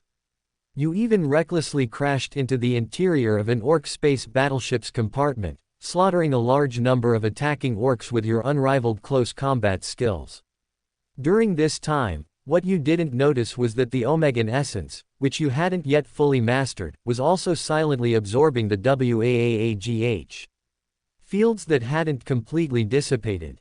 Thank you all for your support. This simulation has ended. Time elapsed is unknown. The retainable options from this simulation are as follows. 1. Dawnbreaker, Doomsday Shock, Primarch.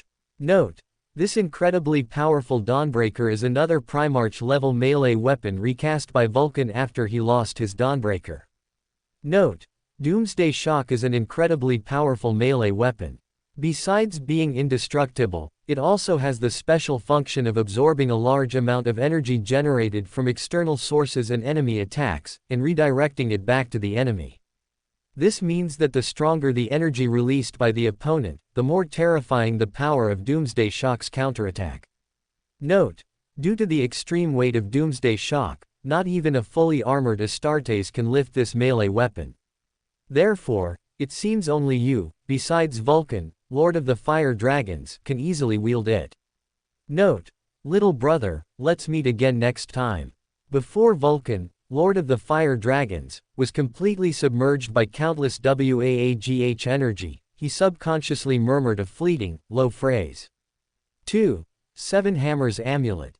Closing parenthesis. Note: this is a super artifact personally forged by the Emperor, who possessed Vulcan, Lord of the Fire Dragons, during the Horus Heresy. Note: this artifact amulet, which seems to contain infinite power, not only possesses the special function of perfectly countering chaos, but also has the terrifying power to completely destroy the entire Holy Terra. Note: after Vulcan, Lord of the Fire Dragons, ended the Webway Defense War, he returned this artifact amulet to the Emperor, and the Emperor placed it on the Golden Throne. You temporarily cannot know the true reason why the Emperor gave you this artifact amulet. Note: haha, maybe I secretly stole this from the Golden Throne. Anyway, that damned old man can't move. The sixth Chaos God whispered to you from the depths of the high heavens. He didn't even notice an incredibly cold, brilliant sun slowly approaching him. 3. Bone Enhancement Organ, Vulcan's Indestructible Bones Primarch. Note: this is a bone enhancement organ recultivated from the bone cells of Vulcan. From its appearance, it looks like a fresh organ just extracted from Vulcan's body. Note: it seems to have been strengthened and blessed by the Emperor, and the orc god Gorkan Mork also performed a blessing dance for its existence.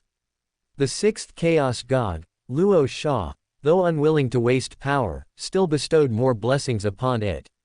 Note: the bone enhancer is a tubular organ. Its incredibly small size contains a very complex structure. The bone enhancement organ not only monitors and secretes a large amount of hormones that affect bone healing and hardening, but also some special engineering hormones can quickly promote bone tissue to absorb Dow steel compounds added to the rations.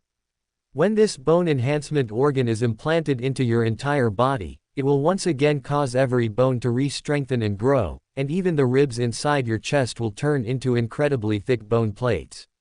Therefore, your massive body may once again greatly increase in size. Additionally, due to Vulcan's inherent immortal physique, plus the extra boost from the Emperor's blood, you will completely become one of the most powerful immortals. Note: deeper in the high heavens, within the chaos domain belonging to Gorkan Mork, incredibly massive ancient beasts are engaged in an unending, fierce battle with a terrifying figure whose dark, rough skin emits wisps of green light from deep within.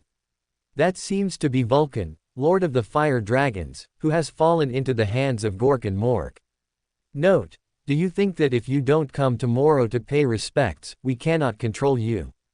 Do you think that by choosing an additional power essence, you can successfully ascend to a Chaos God? All your struggles are merely our entertainment. The low murmur of the sixth Chaos God echoed repeatedly in your ears like a demonic sound. After the incredibly long simulation training finally ended, inside the forging hall, Luo Sha, with his eyes tightly closed, suddenly opened them. And within his field of vision, besides the still dim lights, only one of the two automatic servo robots that had been tossing Golden Throne coins remained. However, Luo Sha, slowly exhaling, seemed to have been prepared for this and showed little emotional fluctuation. In fact, once he completely solidified his belief in ascending to godhood, no matter what the sixth Chaos God did, in his eyes, the other party seemed like a powerless, raging joker. Luo Sha raised his hand and swiped across the simulator page, carefully reading the various text messages on it. Then, without any hesitation, he chose the very important bone enhancement organ to fill what he was missing. Buzz buzz buzz. Instantly, as the bone enhancement organ was implanted into Luo Sha's massive body out of thin air, a subtle, almost imperceptible distortion suddenly appeared on his bronze-colored face, and the pitch-black shadow power covering his entire body seemed to dissipate slightly. At this moment, Luo Sha, whose beast senses seemed to be magnified countless times, could clearly perceive the incredibly drastic and special changes occurring in every bone. This was not just rapidly altering the internal tissue structure of the bones, It was more like a super metamorphosis, a complete transformation, in conjunction with every Primarch organ. It also allowed the current Luo Sha to completely shed his remaining mortal body and become an immortal and undying being. Crack crack crack. At the same time, with the continuous sound of deformation and twisting from within the vibranium power armor, incredibly terrifying, fine cracks vaguely appeared between the almost indestructible vibranium outer shell. Luo Sha, reacting incredibly quickly, immediately raised his hand and extracted a larger number of automatic servo robots from his storage space, instructing these automatons, wielding mechanical tentacles, to help him remove this ill-fitting power armor. Not long after, as incredibly heavy vibranium outer shells, along with numerous servo devices and vibranium electronic muscle bundles, fell onto the metal floor. Luo Sha's slowly expanding massive body had already surpassed the 5-meter limit, reaching a terrifying height of approximately 6 meters. If he were to re-don the vibranium power armor, then Luo Sha's entire massive body would likely reach around 7 to 8 meters, far exceeding any of his Primarch brothers. At this moment, Luo Sha, taking a deep breath, seemed to feel the speed of his bone growth rapidly drop to its lowest point. He scanned the scattered vibranium outer shells around him, subconsciously letting out a low sigh. I'm becoming less and less human, and I need to change my power armor again. I hope Redditus has already prepared everything for me. Thank you all for your support. Native Universe. Deep within the nearly boundless, frigid void. A single-person universe spaceship, with an incredibly smooth, shuttle-like exterior, and integrating a vast amount of Human Federation's top-tier technology, even various alien technologies, was continuously speeding at superluminal velocity. Looking ahead, in the cockpit's position, Saifu Luo Sha, with the autopilot assist function already activated, was maintaining a state of closed-eyed rest. Occasionally, the brilliant light from countless stars, having traveled hundreds of thousands of light years, would scatter across his resolute face. Sizzle, sizzle, sizzle. At this moment, Saifu Luo Sha's power armor's power backpack subtly emitted some faint sounds. Immediately after, a pink, ethereal creature with a flat head, a pair of small broken horns, and a snake-like but not quite snake-like appearance, slowly climbed onto his thick shoulder plate. Hey, Cypher, did you completely fall asleep? I'm hungry, I want to eat. The pink ethereal creature, with an incredibly innocent child's voice, spoke in an old-fashioned tone to Saifu Luo Sha, whose eyes were tightly shut. Saifu Luo Sha seemed unmoved. He remained silent for a moment before saying, "Approximately 1 void day ago, you successfully devoured an aging star in an uninhabited galaxy. I don't believe you've already consumed those terrifying energies that are being transformed. Don't you ever forget, you and I are now one, and all your changes cannot escape my control." As soon as Saifu Luo Sha finished speaking, the pink ethereal creature immediately shook its entire flat head in immense anger. A slight spatial ripple seemed to form between its pair of small broken horns. Damn monkey. If it weren't for me wanting to completely escape the ancient traps set by those ancient animal gods, why would I have made a symbiotic agreement with you? Your existence isn't even worth me opening my mouth to eat for you. I don't care, I'm starving to death, I'm going to directly eat all matter within my field of vision. I want to eat, eat, eat, eat. The pink ethereal creature grumbled and wandered back and forth on Saifu Luo Sha's muscular body. But as long as Saifu Luo Sha, who slowly opened his eyes, did not agree. Then the two parties, who had coincidentally formed a symbiotic agreement, were in a state of equal standing, with no intention of completely falling out. Sprite, stop messing around. When we encounter a difficult enemy, you can devour whatever you want, but before that, settle down. At this moment, Saifu Luo Sha, with a slight frown, issued an ultimatum to the pink ethereal creature. In fact, this was precisely the ancient sprite power that Saifu Luo Sha had found in pursuit of the terrifying power of the native universe. However, the only thing he hadn't anticipated was that, after countless years of erosion and sealing, the ancient sprite power's sentience had only a small foundation left. But it was precisely because of this that Sai-Fu Luo Sha was able to find a way to trick the other party into signing a completely equal symbiotic agreement with him. And perhaps having received permission from its host, the grumbling sprite power immediately quieted down. The other party slowly coiled on his thick shoulder plate like a lovable small animal. Unfortunately, Sai-Fu Luo Sha, who had personally witnessed the other party completely swallow a burning star, had already learned this lesson. He would not simply believe that these terrifying powers, far beyond human imagination, would truly become a pet. Boom, boom, boom. Not long after, the single-person universe spaceship, maintaining superluminal travel, continuously entered dozens of spatial jump points, finally arriving at an unfamiliar galaxy that even Sai-Fu Luo Sha had never visited. And his true purpose for coming here was also because the black wristband signal belonging to Wild Wolf Luo Sha was located here. Click, click, click. The single-person universe spaceship, casually docked in the frigid void, slowly opened a thick hatch. Sai-Fu Luo Sha, whose head was not wearing a metal helmet, stepped into the void as if on a spring outing. A layer of pink energy emitting strange fluctuations subtly surrounded his muscular body. In a sense, Sai-Fu Luo Sha, having reached a symbiotic agreement with the sprite power, was no longer an ordinary Astartes. Instead, he was a super powerful being who could soar through the vast universe, and even casually devour stars for food. At this moment, the sprite power, coiled on Sai-Fu Luo Sha's thick shoulder plate, seeing him putting away the single-person universe spaceship into a space-time crystal, couldn't help but complain. You should have just traversed the void with your physical body, wouldn't that be much better? I could also get some snacks like meteorites to relieve boredom, why go to all this trouble? And Sai-Fu Luo Sha, hearing the other party's words, also said without any concealment. Because you have too many old enemies, I'm just afraid of being too conspicuous. Moreover, according to what I've learned from the many ancient murals in Wakanda, not only is the Phoenix Force not very fond of you, but even the ancient Celestials would love to reseal you, wouldn't they? Ah, this is a huge misunderstanding of me by all things in the world. My popularity isn't that bad, is it? This time, Sai-Fu Luo Sha's sarcasm undoubtedly achieved a quite effective result. The stammering sprite power shook its flat head back and forth but said nothing more. It was at this moment that Sai-Fu Luo Sha, with his cold gaze shifting back and forth, immediately found the discordant spot within the entire galaxy. If he wasn't mistaken, there seemed to be an extra planet in this unfamiliar galaxy. So, Sai-Fu Luo Sha, without any hesitation, changed direction and flew towards the location of that planet.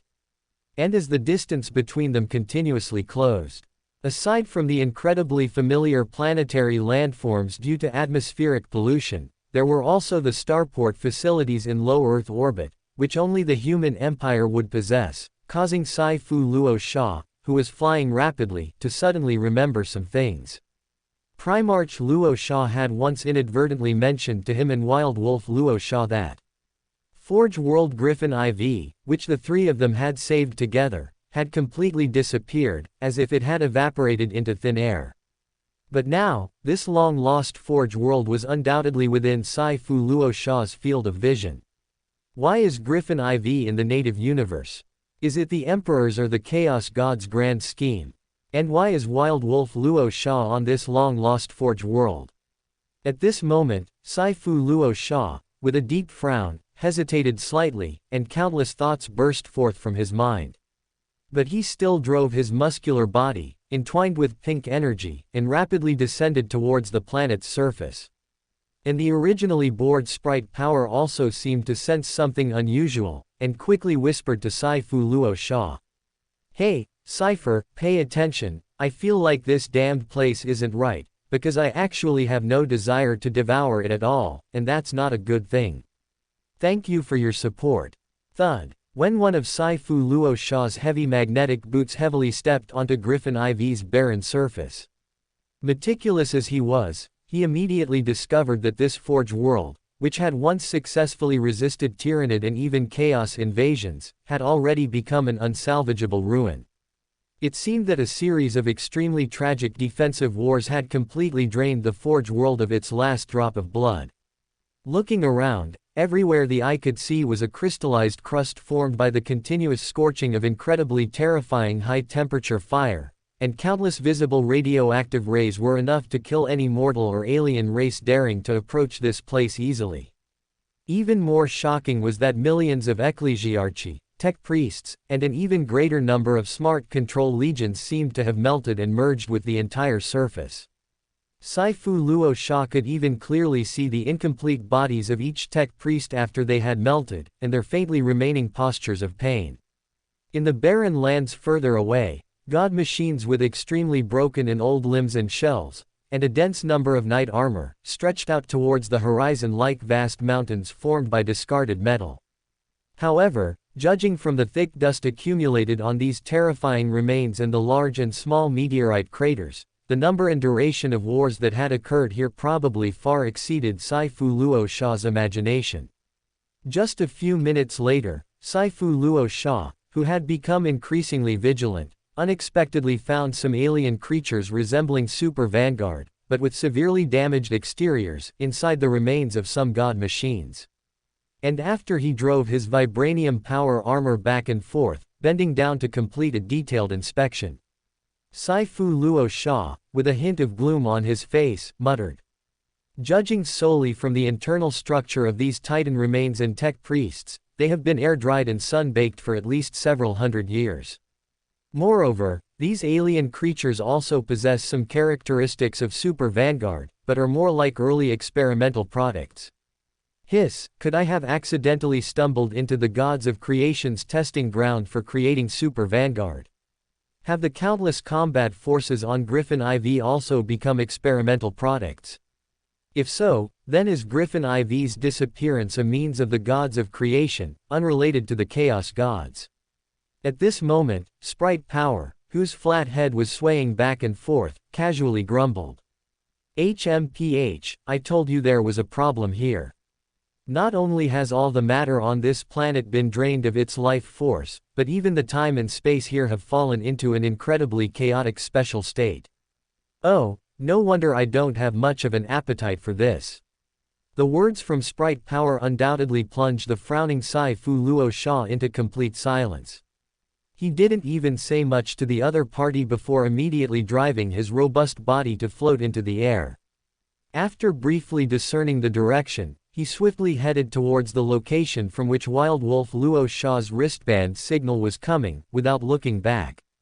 At this moment, Saifu Luo Sha, with an extremely solemn expression, intended to immediately initiate a retreat after finding Wild Wolf Luo Sha.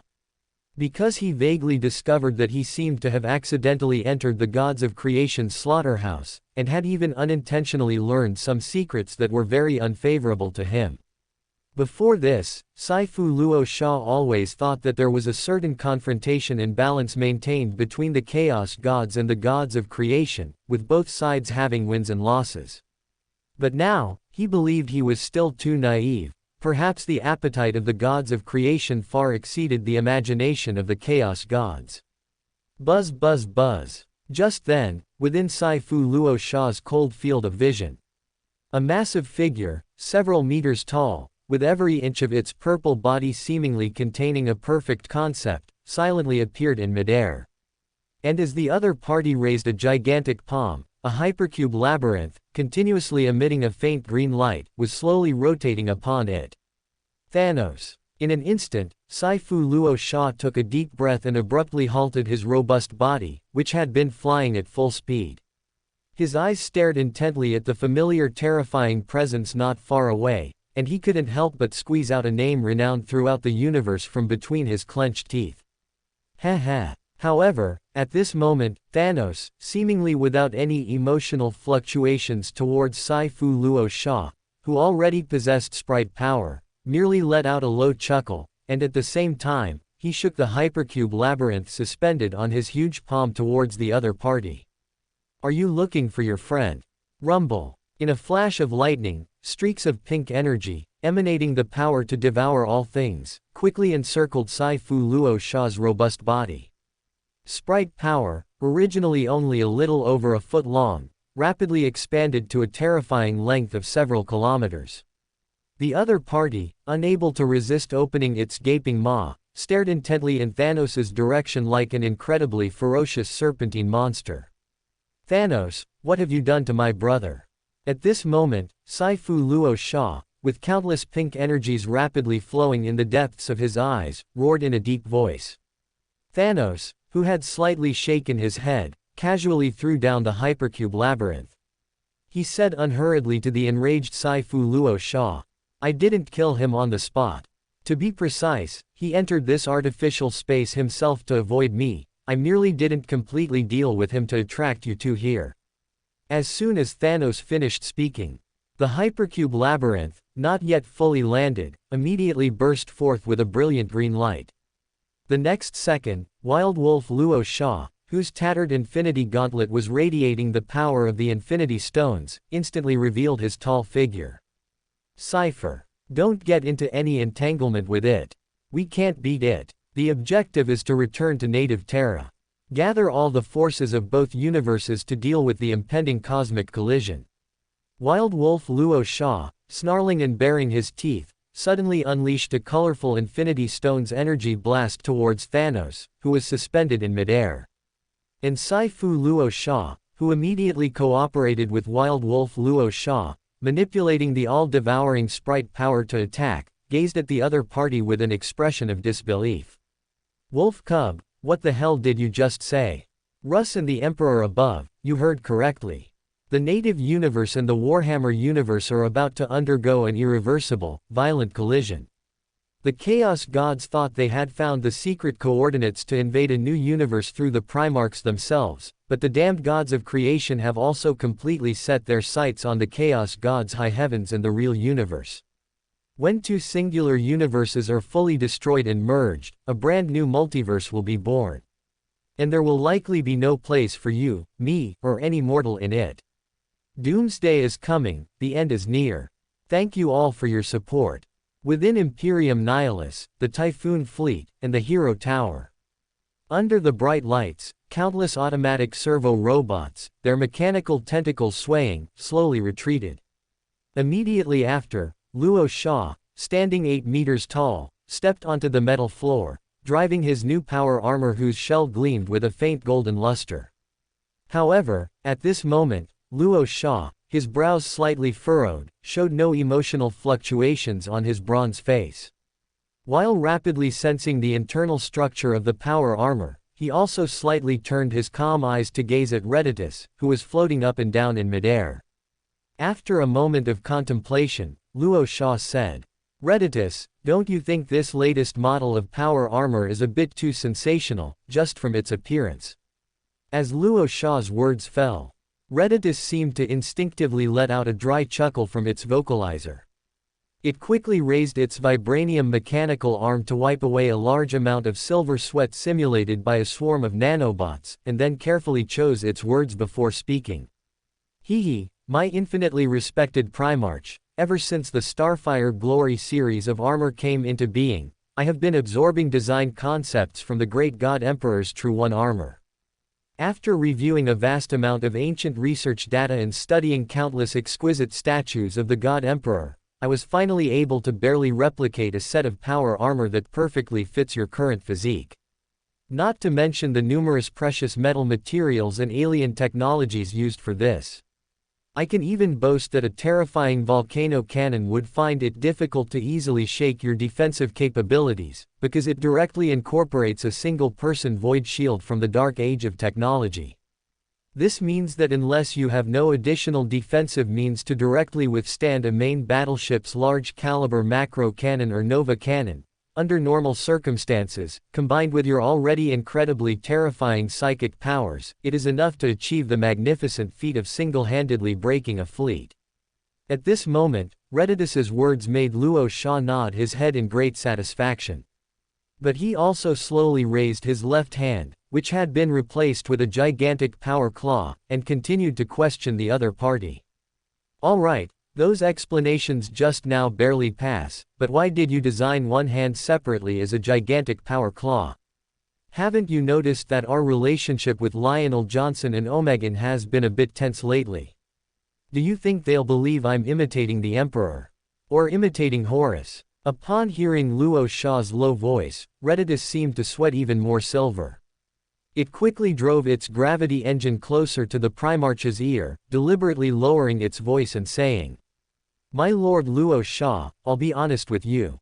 I always suspect that the God Emperor manifested and altered my design blueprints, and I didn't dare complain to anyone, so I could only secretly create it behind your back. Moreover, you can use it with complete confidence. The claw of Luo Sha that I created can transform back into a hand.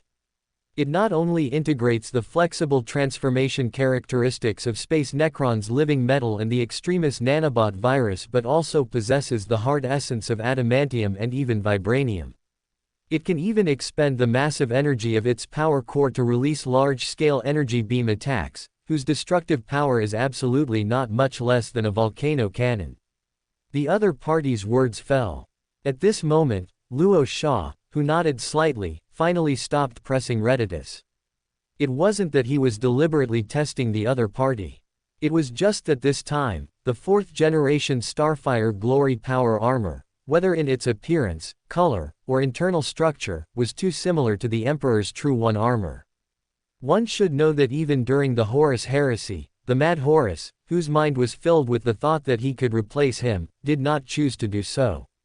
Even though Luo Sha was not far from ascending to godhood and did not care much about these mundane matters, he still needed to consider the private thoughts of his other Primarch brothers and even the Astartes.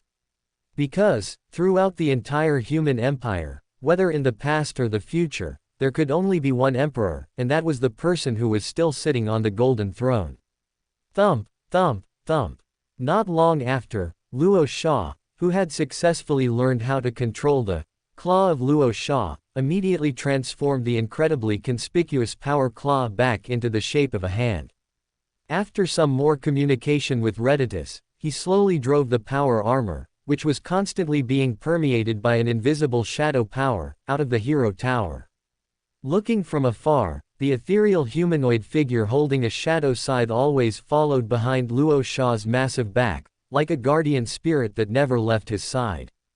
And in the time that followed, as Luo Sha successfully sensed astronomical amounts of faith power converging towards his soul and even the depths of his consciousness, and tried to calmly learn how to control faith power and stabilize his soul anchor.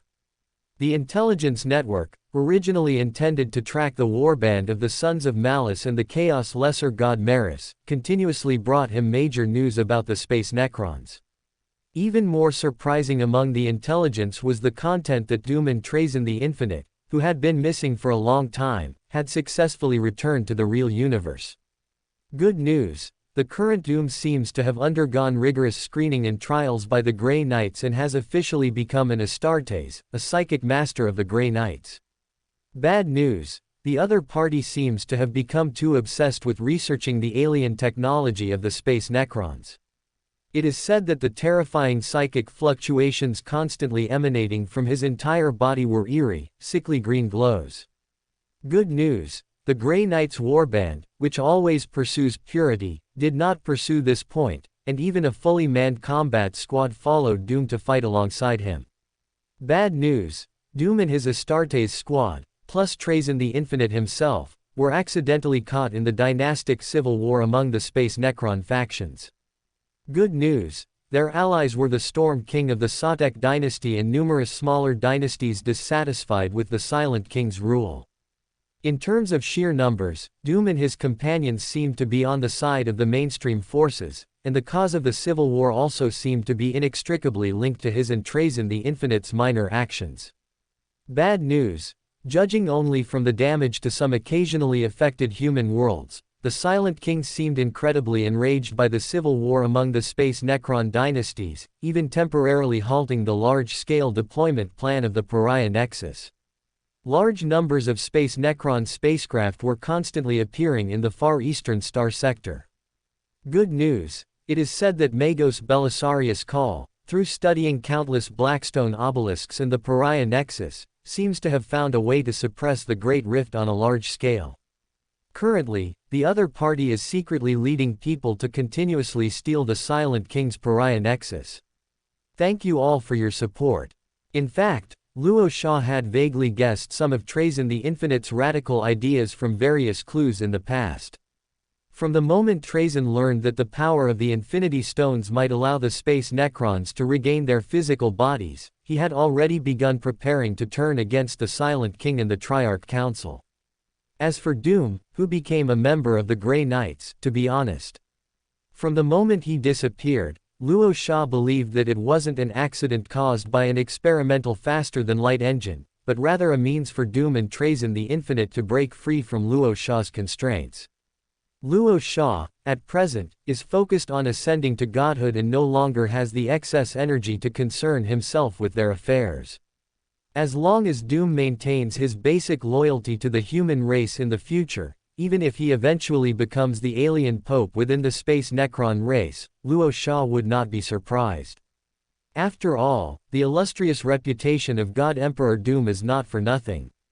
After thoroughly understanding many things, Luo Sha, maintaining a low profile, once again entered his growth rhythm. Firstly, the Golden Throne coins from prayer support gradually increased again. Although Luo Sha currently doesn't know what other uses these things have. Since they are related to the Emperor's great power, more is always better. When the total number of Golden Throne coins reached nearly 3,000, Luo Sha once again led 2 Super Raven Guard into simulated training.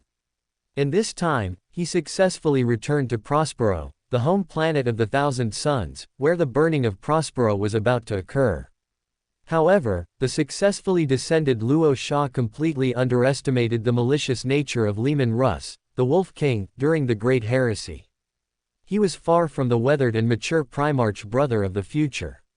Even though Luo Sha had proven his Primarch identity with the Wolf King's heart beating deep within his chest, and informed Leman Russ of the major events that would occur after the burning of Prospero. Leman Russ, the Wolf King, seemed to be possessed. Even though he and Horus were not friends, he consistently refused to believe that Horus had betrayed the Emperor and made no concessions to the Thousand Suns Legion, who refused to surrender, or to Magnus, who was self-isolating deep within the pyramid. Luo Sha even had to suppress his rising anger and repeatedly persuade Leman Russ. Finally, unable to bear it any longer, he engaged in an incredibly fierce duel with Leman Russ, the Wolf King. During this time, Valder, the Custodes captain who had always stood on Luo Sha's side, seemed to want to advise the 2 Primarchs to seek peace, but he was sent flying by an enraged Luo Sha's slap.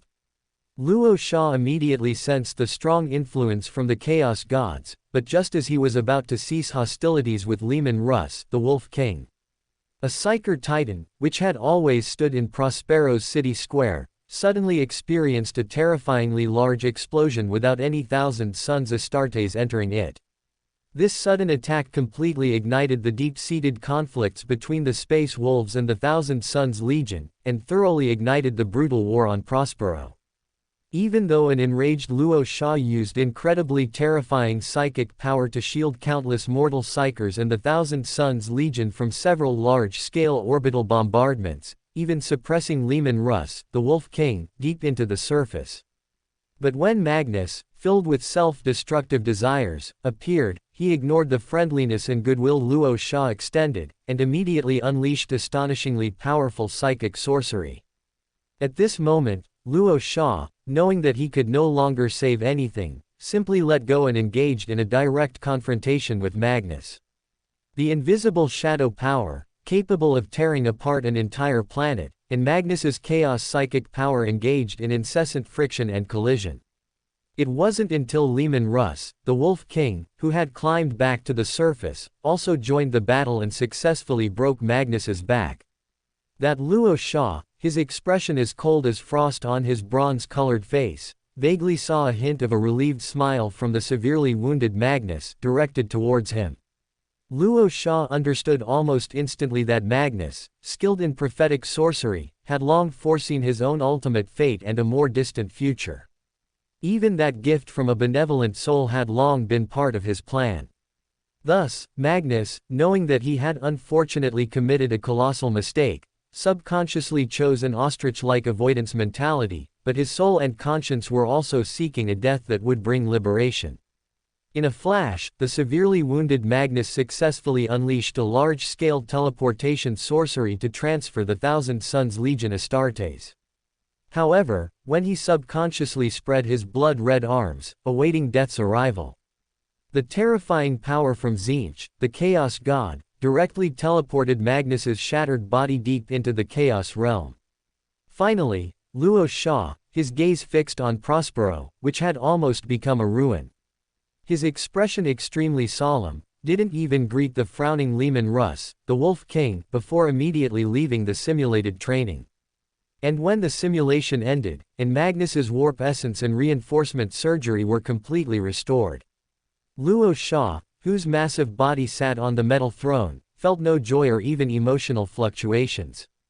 In a way, this is one of the reasons why Luo Sha chose to ascend to godhood, even if it meant becoming a solitary figure. As long as the high heavens are not destroyed and the chaos gods are not eliminated, then there is no hope whatsoever for the real universe. Even Magnus in the past chose to place all future hope on Luo Sha, rather than seeking his own final path under the silent gaze of the chaos gods. Was it because Magnus, who had not yet ascended to demonhood, simply didn't want to, or was unwilling to turn back? Neither. Only those mortals who have personally encountered the Chaos Gods truly understand how powerless one is when facing these warped deities. Chuckle, chuckle, chuckle. At this moment, Luo Sha, with his eyes slightly closed, silently felt Magnus's warp essence surging and flowing within his massive body. This newly unified warp essence could be skillfully mastered by Luo Sha without any need for awakening. And this was probably the only gift from Magnus, this Primarch brother, to Luo Sha, his Primarch little brother. Buzz, buzz, buzz. In an instant, as piercing sounds of ship armor breaking, like intense war drums, boomed in Luo Sha's ears. His previously tightly closed eyes suddenly opened, and various intertwined warp essences surged wildly within the depths of his eyes. Thank you all for your support.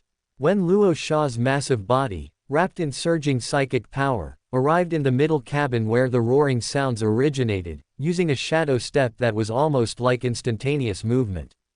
Under the heavy encirclement of several patrol Astartes squads and a few master brothers, Wild Wolf Luo Sha and Sai Fu Luo Sha, both in extremely miserable conditions with severe injuries, were pouring panacea into their mouths as if they were candies. Looking around, Wild Wolf Luo Sha's entire burly body was almost only left with his upper half. Amidst the large amount of wriggling and repairing shattered intestines, stomach, and even crimson viscera, a thick arm wrapped in a tattered infinity gauntlet had twisted into an incredibly bizarre angle, and the other vibranium mechanical arm had long since disappeared without a trace. And Sai Fu Luo Sha next to him was not much better.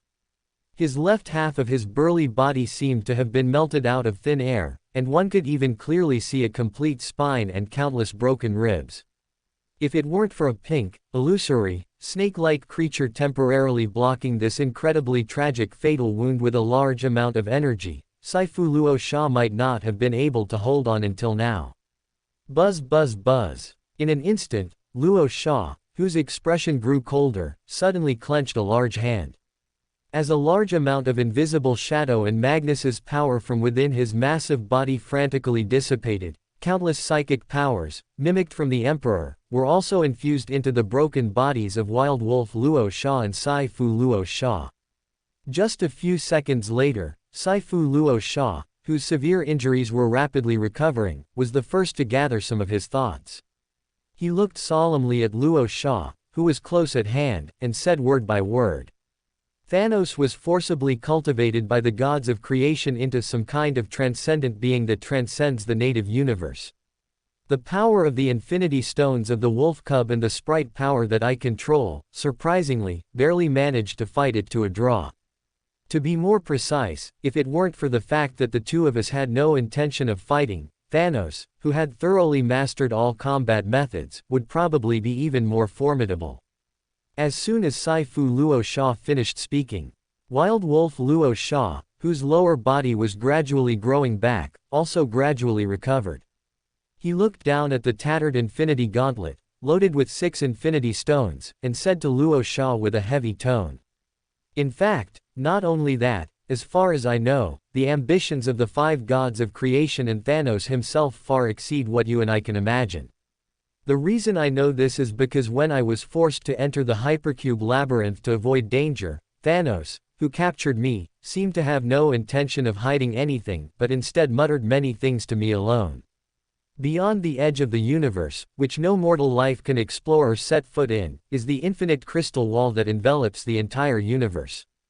If we describe it in a state or perspective that we can understand, then the entire native universe can be seen as a crystal ball floating solitarily in the void ocean. The 5 gods of creation are 5 wanderers who are above the crystal ball but cannot escape from it. They not only need to guard the native universe they created but also need to drive away any unknown enemies that can harm the crystal ball in the void ocean. It is said that the 5 gods of creation once encountered several groups of wanderers far stronger than their combined might, witnessed the incomparably glorious multiverse, and also saw some lonely wanderers far weaker than them, seeing those crystal balls guarded alone. And from some of Thanos' words, I subconsciously deduced that our universe, which is the entire Warhammer universe, should also be in this form. The only difference is that our Chaos gods are more evil. But when the Chaos gods chose to go to war with the gods of creation, the 5 gods of creation seemed to have found an opportunity for ascension. They planned to directly push the native universe and the Warhammer universe, both single universes, to collide fiercely and merge into a multiverse in that void ocean that transcends time and space. Then, a new world will be created where only gods like them, who are above everything, can survive. This is a super apocalypse that can destroy 2 universes. Countless alien races and the human empire will not be spared. And in my opinion, those high and mighty chaos gods may not choose to compromise, because as long as the multiverse can successfully merge, then the high heavens, with its characteristics, will inevitably become one of the basic rules of the new multiverse. Even after the gods of creation readorn and nurture countless new lives, they can completely become comrades on the same boat, gradually devouring other single universes, and even become one of the strongest in the void ocean. At this moment, the low roar from Wild Wolf Luo Sha echoed in Luo Sha's ears. It was these words that caused a slight emotional stir on Luo Sha's originally expressionless bronze face. So that's how it is. No wonder the 6th Chaos God has been forcing me to quickly ascend to Chaos God, and even the Emperor showed no signs of opposition. I always thought this eternal war between gods was 5 gods against 5 gods, but now it seems to be 2 gods against 8 gods. Luo Sha murmured to himself, unable to help but take a deep breath. His entire mind quickly turned, and then he asked Wild Wolf and Sai Fu. Brothers, what are your thoughts on this? If the information you know is true, then even if I immediately ascend to Chaos God, I won't be able to completely solve this problem. The number of gods on our side is too disparate. It was at this moment that Sai Fu Luo Sha, whose melted and disappeared half of his burly body had largely healed, suddenly raised his chin. He thoughtfully spoke towards Luo Sha. Primarch, to be honest, this is no longer a situation that a mere human empire can solve. Apart from the hive mind, the great devourer, which cannot be effectively communicated with, my suggestion is to immediately try to contact the Craftworld Eldar, the various clans of the Orcs, and the many dynasties of the Space Necrons, as well as all alien races that can provide us with combat power, such as the Tau, who can still communicate with each other. The native universe should also adopt this method, with the Human Federation as the main force, to fully unite the alien races that have not joined Thanos or the gods of creation, and tell them the truth about the impending destruction of the universe. In any case, I don't believe that these alien races will choose to fight as humans to the death even when facing this situation. If everything goes smoothly, then we might have some possibility of resisting and even counter-killing the gods, thereby saving 2 universes. Thank you for your support. To a certain extent, the ideas and plans expressed by Sai Fu Luo Sha seemed like a pipe dream. Not to mention the effort and cost required to mobilize and unite the major Xeno races. Just getting the entire human empire to wholeheartedly accept this idea is an impossible task. The human race and countless xeno races have been fighting for at least tens of thousands of years, and the disgust and hatred for xenos themselves have almost become a part of humanity's soul. Even though Luo Sha is now the dark side regent of the human empire, a great figure second only to Regent Guilliman, and also a god scion whose prestige and titles rival the emperor. But he cannot, in his capacity as a primarch, officially push this plan forward within the human empire. However, at present, if all the information is real and correct, then the development of the entire situation has not left Luo Sha and others much time for thought and discussion. Finally, Luo Sha made a decision, whether the salvation plan to unite all combat forces succeeds or not. Their first priority now is to deliver this crucial information, which involves the life and death of countless beings, to the most representative xeno races. So, for the next period of time, Wild Wolf Luo Sha and Sai-Fu Luo Sha, whose severe injuries had just healed, immediately changed into their power armor, surrounded by countless automatic servo robots, without stopping. Luo Sha, whose massive body stood on the metal floor, after careful consideration, also issued a series of orders to the two people in front of him. Sai-Fu Luo Sha, having some connection with the Death Guard, was responsible for notifying the seers of every Craftworld Eldar, as well as the Tau and other Xeno races. As for whether the Dark Eldar, who have been hiding in Komorog for years, believe it or not, it doesn't matter.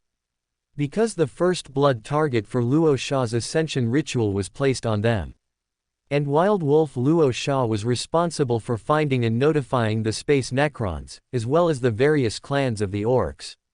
Among them, the Space Necrons were easier to approach, because Trazyn the Infinite, who has now become one of the Dynasty Rebel Army, and God King Doom, would certainly not choose to sit idly by after learning such serious news. Luo Sha even believed that the Space Necrons, who have always lacked the essence of living beings, were the most likely to engage in joint combat with the human empire.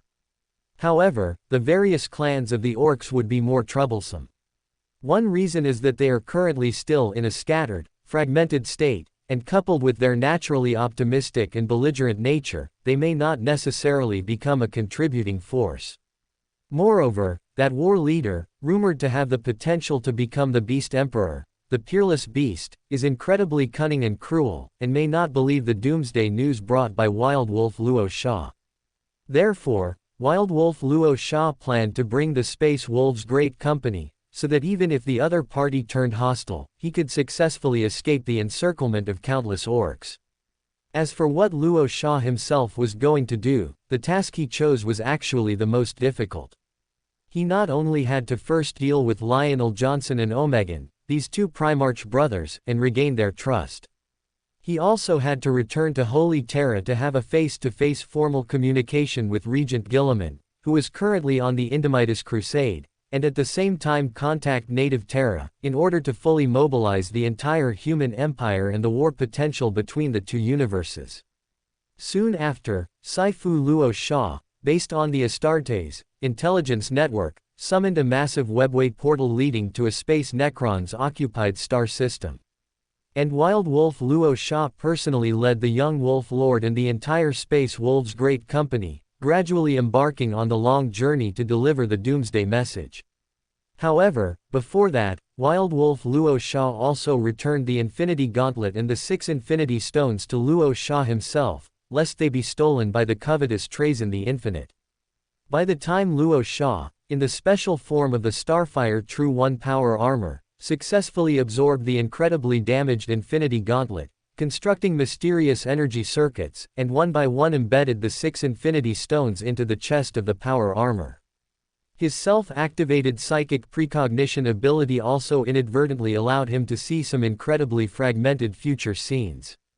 For example, in the depths of a land of nihility filled with the incomplete corpses of various terrifying gods and countless ancient tombs of cosmic civilizations, Luo Sha, enveloped by 21 essences of warp power, was engaged in the final brutal battle with a fully powered Thanos.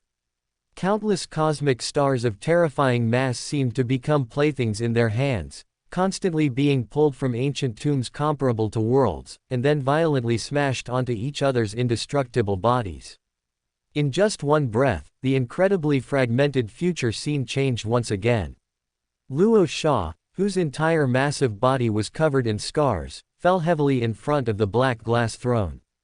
As far as the eye could see, every inch of the sky seemed to be intertwining and shattering, and terrifying storms formed by countless spatial fragments swept across every intensely battling void battlefield. The Space Necron's Judgment-class giant cruisers were launching incredibly fierce destructive energy bombardments against the vast fleet of the gods of creation. The Craftworld Eldar's Void Hunter-class cruisers and the humanoid beings moving back and forth perished together, while the vast fleet of Orcs battleships and cruisers was desperately resisting the terrifying rampage of countless angler whale bug ships. What was even more shocking was that when the barely breathing Luo Sha couldn't help but slowly raise his head. He could clearly see a massive planet, identical to native Terra, slowly pressing down, as if the two planets had become reflections of each other. And if Luo Sha was not mistaken, that seemed to be the Holy Land in the hearts of the human empire, Holy Terra. It was at this moment that a golden giant hand, with wisps of black mist entwined between its 5 fingers, suddenly reached out from behind, seemingly slowly propping up Luo Sha's entire massive body. At the same time, Luo Sha, who was exercising his psychic precognition ability, seemed to have some kind of spiritual resonance with Luo Sha from a certain future period, and they spoke in unison. "Is that you, Emperor? Father? Hold on, Lupercal, don't disappoint me again." At this moment, a deep voice, filled with endless weariness mixed with infinite majesty, simultaneously exploded in Luo Sha's ears. Luo Sha instantly broke free from the uncontrollable psychic precognition ability, and even his massive body instinctively took a step back. However, at this moment, with a slight frown, he did not immediately try to remember those incredibly fragmented future scenes. Instead, he couldn't help but raise a massive hand, gazing at the metallic luster appearing deep in his palm, and murmured to himself. "Lupercal. Isn't that Horus's name? Who was the Emperor in the future scene talking to? Me, or someone else? Thank you all for your support." Inside the silent, noiseless forge hall, cool lamplight illuminated countless faintly glowing power armors. The 3 Primarchs, Luo Sha, whose body was comparable to knight armor, Lionel Johnson, who stood on the metal floor, and Omegan, who sat beside a metal round table, all wore different expressions, maintaining an unspeakable, eerie silence. Around them, numerous commanders from every Astartes company, as well as the Dark Angels and Absolvers, had no choice but to look at each other, not knowing how to express the correct emotions for a moment. This was because, not long ago, Luo Sha, who had prepared himself, officially shared the doomsday news of the universe's destruction with everyone present. Aside from some Astartes commanders who had not participated in the Revelation War against the invasion of gods in the Baal system, almost everyone was worried, as they had a certain degree of in-depth understanding of the concept of 2 completely different universes and the existence of numerous gods. On this level of brutal battlefield, the Astartes were no different from mortal warriors. Even a typhoon fleet capable of destroying a starfield could not play any positive role. At this moment, if one were to look down from Luo Sha's perspective, the one who showed distrust and resistance to his previous words was not the frowning, thoughtful Omegan. Instead, it was Lionel Johnson, whose arms were subconsciously crossed, and whose aged face maintained a solemn expression. If Omegan had strongly opposed Luo Sha's idea of ascending to godhood before, and Lionel Johnson had urged Luo Sha to think twice, then now, the positions of both sides had once again shifted and changed. Seemingly sensing the increasingly heavy atmosphere, Lionel Johnson slowly shifted his profound gaze. He stared at Luo Sha's massive body, which was perched on the metal throne, and said in a deep voice, "My little brother, this is not because I don't trust any of your judgments, but because now is the best time for my sons to reclaim Imperium Nihilus. Although relying solely on the Dark Angels and Absolvers is enough to complete these difficult tasks, without the strong support of your Calamity Legion, It might take hundreds of years to complete this, which would undoubtedly plunge many human worlds back into a desperate situation of suffering. Unless I can personally witness signs in the cold void and even the entire universe that far exceed my understanding, I will never easily give up on reclaiming Imperium Nihilus. At this moment, the forge hall was so silent that even the sound of a pin dropping was clearly audible. And as Lionel Johnson's words echoed in everyone's ears, Luo Sha, from his elevated position, could clearly see the changes in everyone's expressions. The Dark Angels and Absolvers naturally stood on the side of their Gene Father, but a part of the Astartes company also clearly did not believe Luo Sha's prophecy of impending doom, and some librarian brothers were even slowly mobilizing psychic power, attempting to perform prophetic witchcraft and even the Emperor's tarot divination rituals. At this moment, before Luo Sha could explain to Lionel Johnson, it was Omegan, who had always been slightly frowning, who spoke with extreme caution. Even though I am filled with disgust and opinions regarding Luo Sha's recent actions, I don't believe Luo Sha would lie to us about such a matter. As for those human worlds and the entire Imperium Nihilus that you, Lionel Johnson, spoke of, if the Doomsday News is true and accurate, then even a successful reclamation would be meaningless, because soon after, the collision of the two universes will annihilate everything. However, I must also state clearly that I am full of contempt and disgust for Luo Sha's temporary salvation plan, because you, as a Gene Seed Primarch, would actually choose to trust Xeno's races. Hasn't the human empire's painful lessons over countless years not been enough to prove the fickle and incurable nature of Xeno's races? At this moment, although Omegan's low voice was full of dissatisfaction in rebuttal towards Luo Sha. However, Luo Sha, with his extremely keen reactions, sensed that Omegan seemed to have made a choice, subtly standing on his side. This was undoubtedly a situation that slightly surprised Luo Sha. So, he slowly took a deep breath through his nose and mouth, and said to everyone present, "I know that many people here cannot believe the truth of impending doom. You can use all means to verify it. I also know that the eternal hatred between the human empire and Xeno's races cannot be easily ended, but I also don't intend to solve this problem. I just want to quickly assemble a fighting force that can temporarily resist the gods, and even threaten the gods. Moreover, from a more realistic perspective, the situation we are currently facing is no longer something a mere human empire can handle. If we don't make corresponding changes, then the outcome awaiting us will be an unimaginable disaster." In an instant, Luo Sha's deep words gradually echoed in everyone's ears.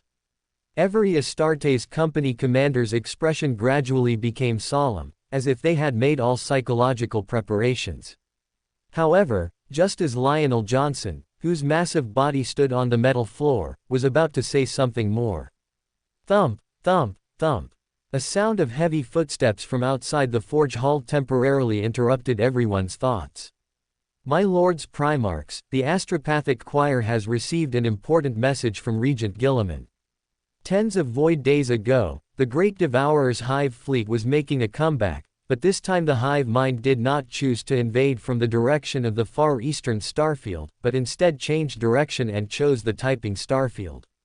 That is to say, at this very moment, the Tyranid vanguard is within arm's reach of the Solar Starfield and even Holy Terra.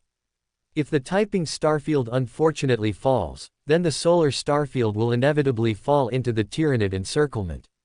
In a flash, the important news from the Astartes immediately made Luo Sha, Lionel Johnson, and Omegan all turn their gazes upwards. It was because of this that Luo Sha, who reacted even faster, instantly knew why he could see traces of the Tyranid in some incredibly fragmented future visions. After the more specific intelligence information was circulated among the three Primarchs. Finally, even Lionel Johnson had to temporarily set aside his great obsession with reclaiming Imperium Nihilus.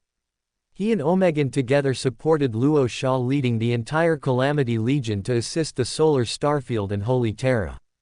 And Luo Sha did not hide anything, he shared all the fragmented visions of the future with the other two Primarchs. And he firmly believed that the renewed invasion of the Tyranid was precisely the opening horn of this final battle. Thank you for your support. Native Universe, Solar System. Between the cold void, countless unmanned mining vessels from exoplanets were transporting large quantities of minerals to Mars, which had just become a forge world, and to native Terra. Looking out, the auxiliary vessels on these void routes even formed an incredibly congested visual state. It was precisely those small onboard machine spirits carried within the vessels that could perform large-scale data calculations and even coordinate with each other, allowing the entire transportation route to flow smoothly. To some extent, the Human Federation seemed to be on the eve of a golden age. Although their military and technological development might not reach a near miraculous level. However, the large-scale use of artificial intelligence and the level of industrialization far exceeded the imagination of countless Xenos races. It is said that in some low-intensity wars where Astartes conquered Xenos planets, some Astartes power armor with no physical presence inside had begun to appear in combat. However, such secret matters were usually just rumors circulating among the Void fleets and had never been confirmed by any Human Federation high-level officials. Buzz buzz buzz. At this moment, a massive figure rapidly soaring through the cold void suddenly halted its entire body. And from the pure white long hair and beautiful face enveloped in countless fiery energy, it was Fulgrim, who had been residing in the native universe for a long time. At this moment, as the host of the Phoenix Force, he seemed to vaguely sense something unusual. "Phoenix, have you sensed anything amiss?" Fulgrim, who had scanned the cold void back and forth and gazed at the sun in the distance, suddenly asked the Phoenix Force. "Kid, something is amiss. My perception of the Phoenix Force fragments scattered in the depths of the universe has been completely blocked. If it's not an unexpected issue with my control over the power, then it means the current solar system has been artificially isolated by some existence." In an instant, the feedback from the Phoenix Force undoubtedly made Fulgrim, suspended in the cold void, immediately vigilant. As he adapted to and controlled the Phoenix Force, and having devoured scattered Phoenix Force fragments more than once, Fulgrim could now be considered one of the super powerhouses traversing the universe. But even so, he wouldn't dare say that he could forcefully block a star system's perception of the outside world using the Phoenix Force. And the most worrying problem for Fulgrim was whether this was a conspiracy from the Chaos Gods. After all, from the more distant depths of the universe, important news of one peripheral planet after another being destroyed by chaos demons kept coming. Rumble rumble rumble. At this moment, Fulgrim, with a slight frown, personally witnessed countless brilliant starscapes, like the cosmic background, rapidly extinguishing. And a large number of unmanned mining vessels that were originally entering the solar system from the exoplanet void were completely crushed into cosmic dust by an invisible terrifying force. "We must notify native Terra. Have Iron Man David contact Luo Shaw, there's a big problem here in the solar system." Fulgrim, whose thoughts were rapidly turning, released more Phoenix Force-like flames without any hesitation. He himself seemed to transform into an incredibly brilliant fiery meteor, speeding towards native Terra. And by the time Fulgrim successfully arrived in the cold void near native Terra, he also noticed that the battle moon, which had never moved, seemed to be undergoing large-scale preheating operations. Innumerable energy patterns, enough to reflect into the void, were being repeatedly infused into the planet's core. In addition, massive metal vessels were also forming terrifyingly scaled void fleets, awaiting orders from the Human Federation High Command. Boom boom boom. At this moment, a massive figure, enveloped in countless brilliant lightning, swiftly flew from the Himalayas base on native Terra into the cold void. Fulgrim, reacting quickly, immediately drove the Phoenix Force forward, only to see that it was Thunder God Thor, who had not returned for a long time. However, the current Thunder God Thor was completely different from the one in Fulgrim's memory. Besides looking a bit older, one eye and one thick arm were also missing. But at the same time, a terrifying power fluctuation that even made Fulgrim feel slightly dangerous was emanating from Thunder God Thor's massive body. "Thor, welcome home, did you just sense it? The anomaly here in the solar system." Fulgrim, taking a deep breath, said to Thunder God Thor. I chose to return precisely because I foresaw this situation. If I'm not mistaken, this is probably the gods of creation planning to make a move against us. Thunder god Thor, whose aura and mindset far surpassed his past self, slightly blinked his single eye. He gazed at the solar system, where the cosmic background had already turned pitch black, and said in a deep voice. Iron Man David received a warning from Luo Sha not long ago that the gods of creation are pushing for the native universe and that other universe to merge and collide, unleashing an all-destroying doomsday disaster.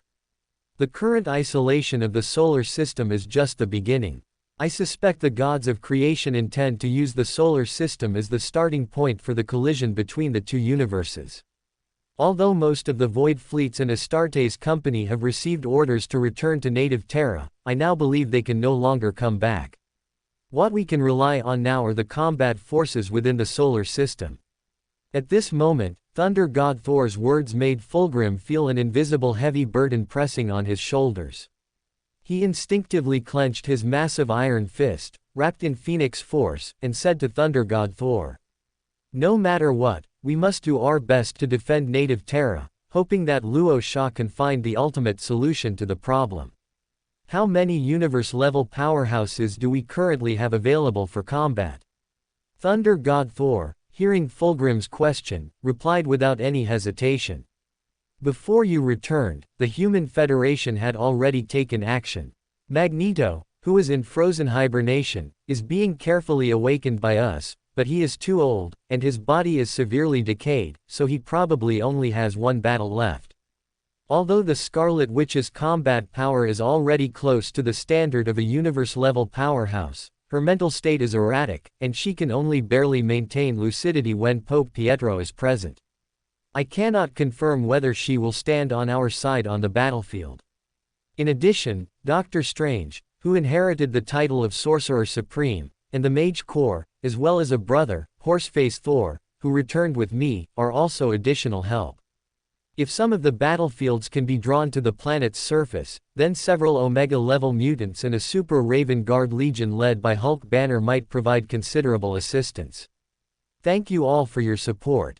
Between the Cold Void, battleships were constantly sailing from the starport, gradually embarking on the long journey to Holy Terra. In addition, Lionel Johnson personally led the Dark Angels and Absolvers, utilizing the warp's inherent teleportation abilities to undertake an early trek, aiming to reduce the time spent on various foolish procedures for those arriving later.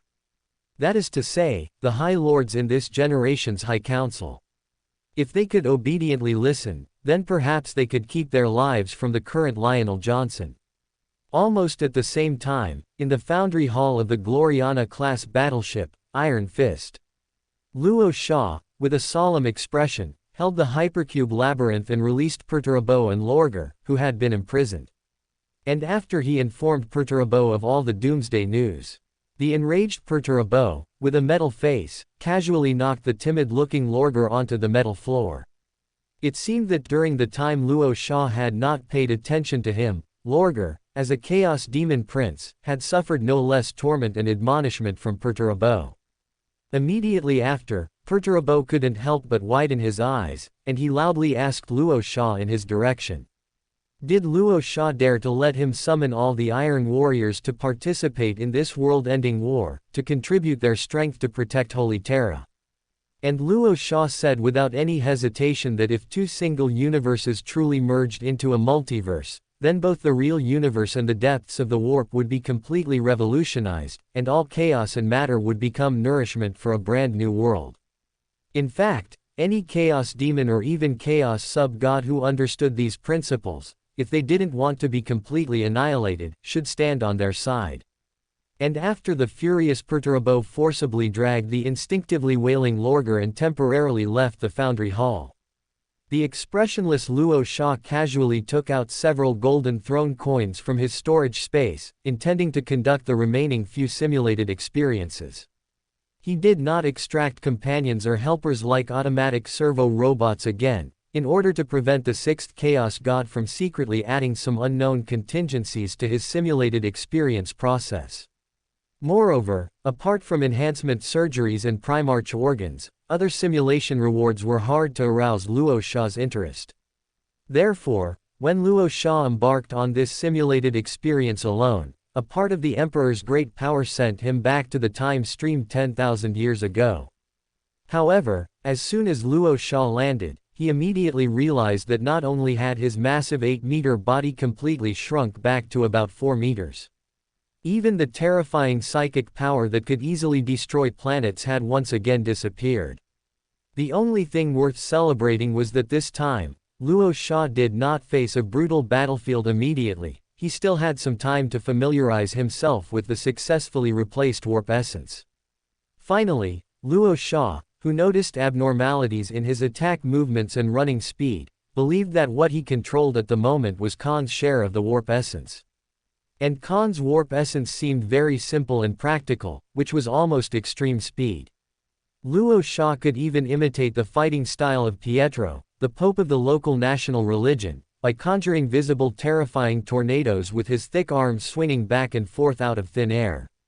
It was at this moment that the sound of distant orbital bombardment and ground tremors immediately attracted all of Luo Sha's attention. He casually took out the blood scythe, which caused the greatest damage when combined with extreme speed, and his massive body shot forward like a white lightning bolt. Not long after, Luo Sha, who could completely imitate the Flash, arrived in front of a city that was under large-scale attack. He scanned his surroundings and saw the Ultramarines as the defenders and the word-bearers as the attackers on the battlefield.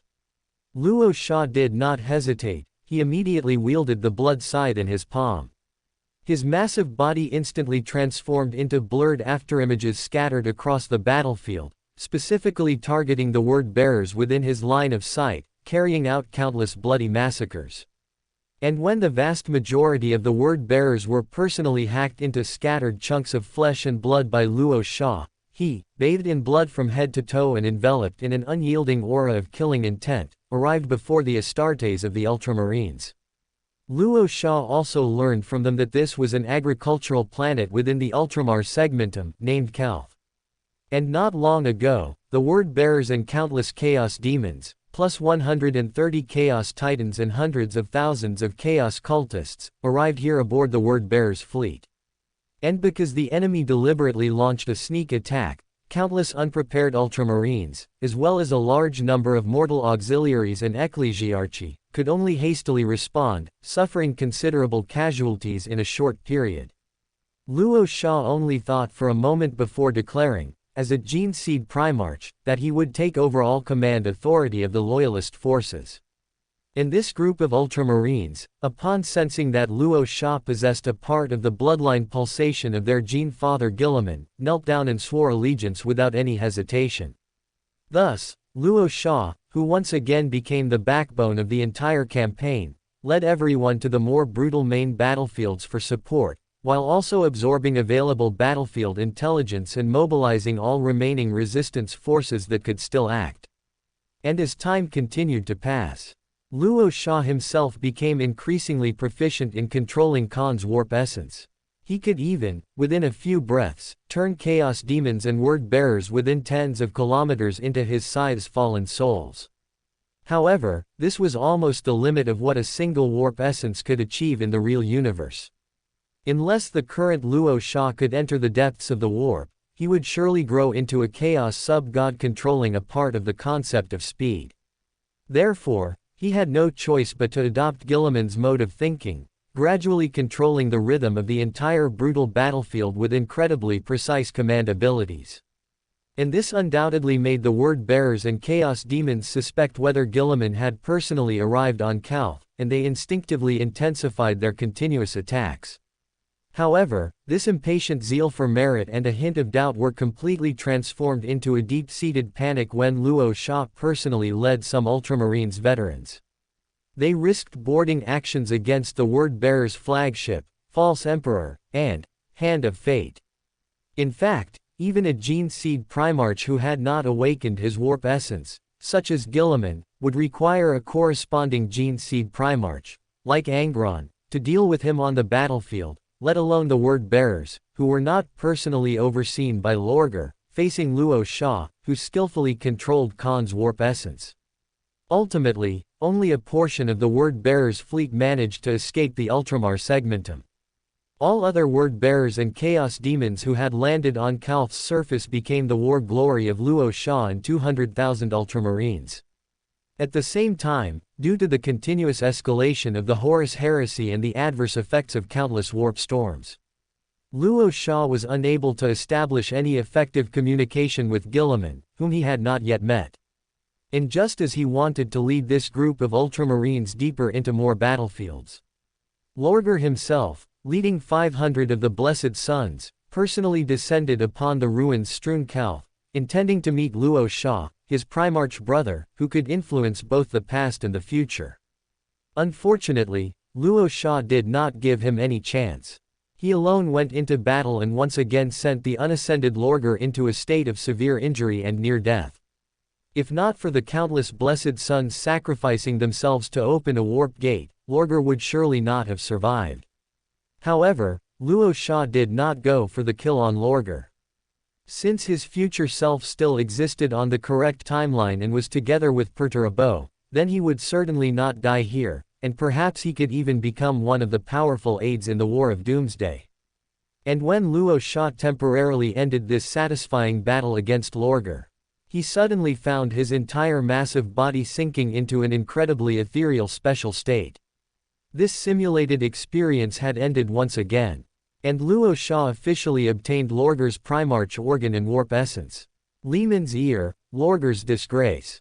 Thank you all for your support. Holy Terra. Looking out, whether it was the colossal spaceport on the moon or the Lion's Gate spaceport outside the Terra Imperial Palace, a dense network of capital ships and auxiliary vessels was continuously transporting countless mortal auxiliary from every starfield, along with astronomical numbers of war materiel. If one were discerning, they could even see numerous massive fleets representing the Titan Adeptus Mechanicus awaiting their descent in the cold void. In fact, when Lionel Johnson led the Dark Angels and Absolvers to secretly arrive on Holy Terra, they unexpectedly discovered a completely different flow of time between Imperium Nihilus and the other half of the human empire. The entirety of Holy Terra was still immersed in the endless joy of Regent Guilliman's victory in the first phase of the Indomitus Crusade, completely unaware of the brutal casualties and war losses of the second phase. Especially after Lionel Johnson met with several High Lords, any Imperial official or even noble who knew of a Primarch's arrival believed they could look forward to a more peaceful and prolonged period of enjoyment. However, after Lionel Johnson, whose expression was solemn and who appeared far more aged than legends described, was led by Captain General Trajan to the Golden Throne to meet the Emperor, he reappeared before his countless descendants, seemingly having regained the domineering presence he possessed 10 millennia ago. Even the psychic fluctuations radiating from his massive body had grown much stronger. His first action was to dispatch the Dark Angels and Absolvers, under the guidance of the Adeptus Custodes, to completely take over the defense authority of Holy Terra from the Imperial Fists. And when the enraged Imperial Fist's third company captain came to inquire why Lionel Johnson acted in such a manner, the order he received from the Primarch was, in the Emperor's name, the Imperial Fists must immediately activate the Final Wall Protocol, immediately summon all scattered successor chapters, and proceed to Holy Terra for garrisoning. At the same time, with the help of the Officio Assassinorum and the Adeptus Custodes, who had bowed to Lionel Johnson, numerous disgraced Imperial nobles and even 2/3 of the High Lords were not beheaded on the spot, they were merely imprisoned deep within the underground dungeons by the Adeptus Custodes. As for whether they would survive, that depended on whether Holy Terra would still exist in the future.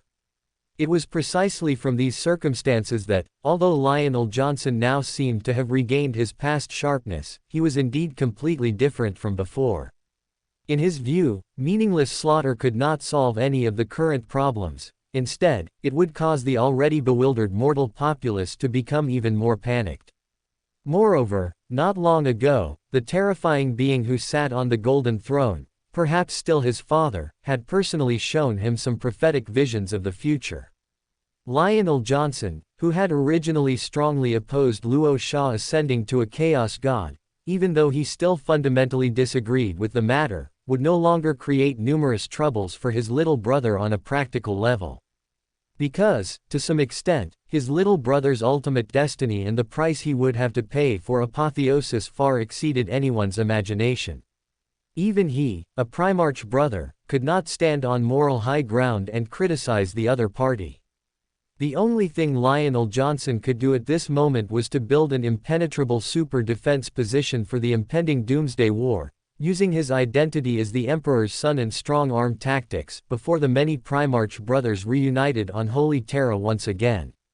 To this end, Lionel Johnson began issuing orders for support to Holy Terra to any Imperial territory that could receive psychic communication. Countless Astartes battle groups and mortal auxiliary began to converge on the solar starfield. During this period, Lionel Johnson also reselected the new High Lords of the High Council based on some suggestions from Regent Guilliman and Luo Shah.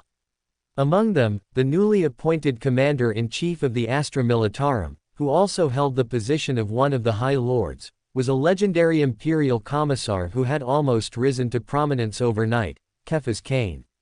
But just as countless mortal citizens and Imperial forces were nervously mobilizing and deploying defenses, early warning systems and defense fleets from the edge of the solar starfield immediately issued war warnings to Holy Terra. However, the arrivals were not the terrifying Tyrannid fleet, but a large number of space fleets with completely unfamiliar ship designs and insignias. When Lionel Johnson led a portion of Dark Angel's veterans to the interior of a frontline warship via teleportation, he immediately saw, surrounded by numerous Imperial Navy generals and Astartes, a group of humanoid species who also wore power armor but were short and robust. These strange species, calling themselves space dwarves, also demonstrated their intelligence through halting Imperial official language and incredibly clumsy Imperial etiquette. At the same time, just as Lionel Johnson was feeling perplexed by this, the belated representatives of the Human Empire's Inquisition and Adeptus Mechanicus also revealed some secret information to Lionel Johnson, which even he, the Emperor's son and Gene Seed Primarch, did not know.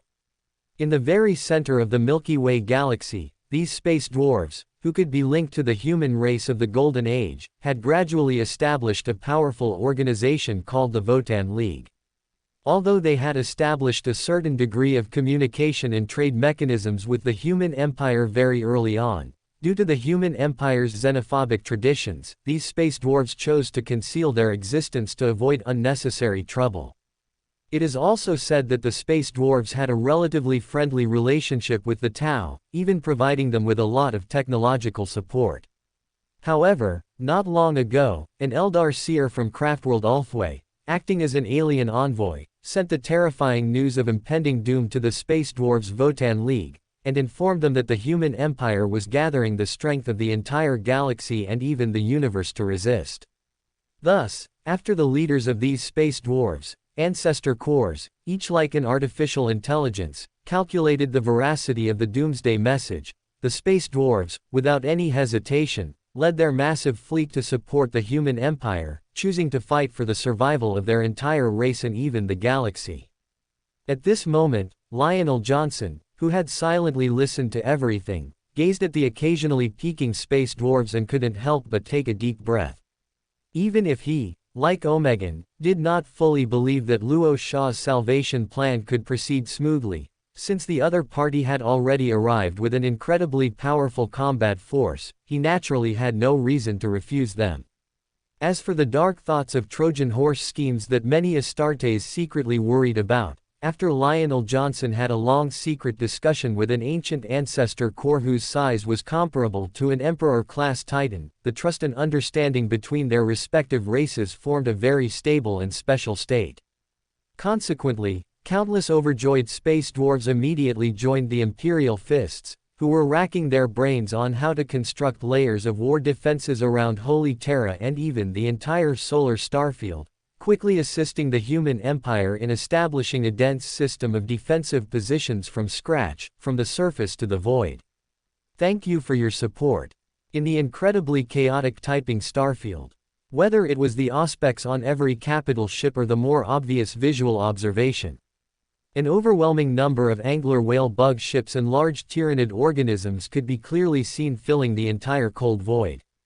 Facing this situation, even some Astartes veterans from the Deathwatch had never witnessed anything like it. Because all the tyrannid that the human empire had encountered in the past were simply insignificant compared to the current situation. The great devourer hive mind seemed determined to sweep through the solar starfield and devour the entirety of Holy Terra. And even though large numbers of the human empire's combined fleet upheld the creed of ship and crew live or die together, sacrificing the lives of countless mortal auxiliary for the emperor. When several Astartes battle groups that came to reinforce were completely annihilated, and one strategic planet after another was lost. Some fortunate surviving mortal auxiliary could only watch helplessly as the terrifying fleet of countless tyrannid advanced irresistibly towards the solar starfield. However, the only unexpected thing was that, between the cold void, massive warp storms, some even spanning a dozen star systems, began to rage wildly in the border region between the typing starfield and the solar starfield. Even on some imperial worlds that should have been swallowed by the tyrannid, with their large civilian populations unable to evacuate, densely packed time remnants armies or the hidden traces of the cursed legion appeared one after another. And as time continued to pass, countless Chaos Demon armies from Khorne's domain unexpectedly joined these resistance lines against the hive mind. According to reports from some rogue traders who fortunately escaped back to the solar starfield, the terrifying figure of Khorne Demon Prince Angron was said to occasionally appear on some void battlefields. Nevertheless, it was precisely these various methods that bought the maximum amount of time for the entire solar starfield and Holy Terra. By the time Luo Sha's Calamity Legion and his entire massive fleet successfully reached the edge of the solar starfield, he even saw a large number of incredibly strange alien ships and ring-shaped void defense belts that almost filled every inch of the cold void within the solar starfield.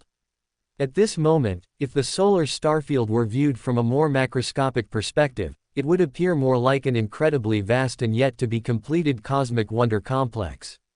At the same time, besides the capital ships from the entire empire slowly moving along the void defense belts, countless god machines of the Adeptus Mechanicus also strode among the astonishingly large colossal turrets.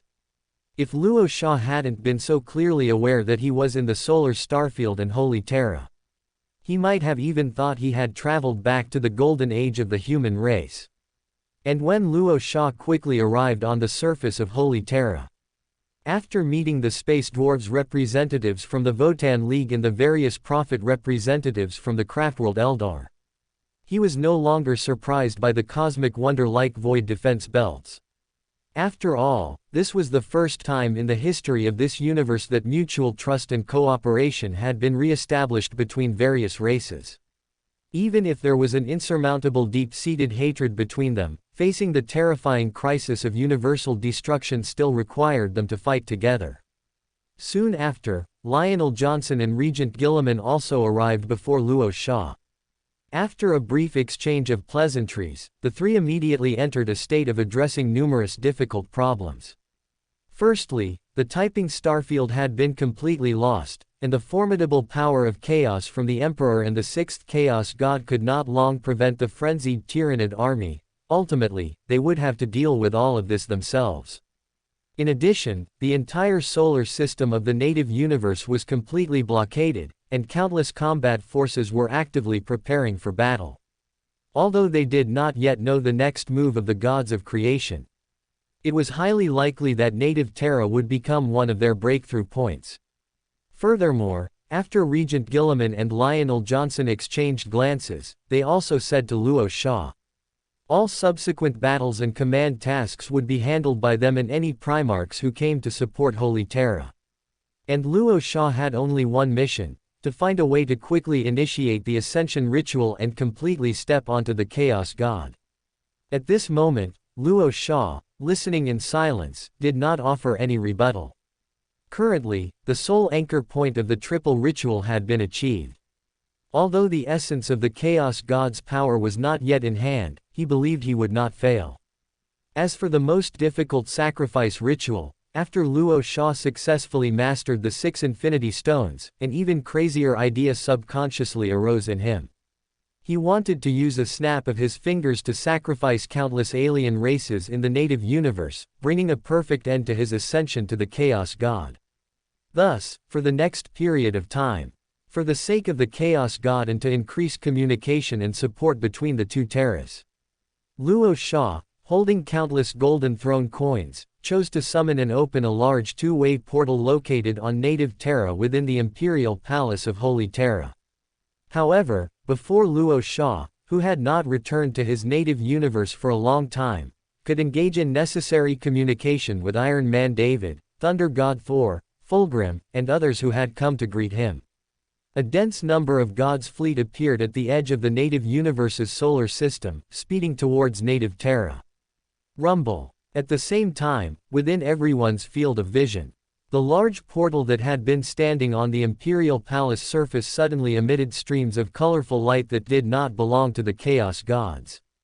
The next second, when the colorful light completely shot into the sky, void cracks, as if cut by a knife or axe, instantly appeared in the cold void above Holy Terra, and even quickly formed, constantly collapsing and annihilating spatial fragments above the entire solar starfield. It was at this moment that countless thoughts raced through Luo Sha's mind.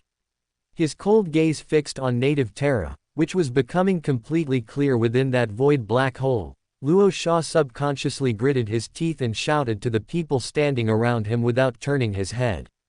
By the Emperor, brothers, we've been tricked. All of this is a conspiracy of the gods of creation, and even the Chaos Gods. The gods of creation specifically sealed the solar system of the native universe to reduce the catastrophic losses when the first collision occurs, and the hive mind's frenzied invasion targeting the solar starfield and even Holy Terra.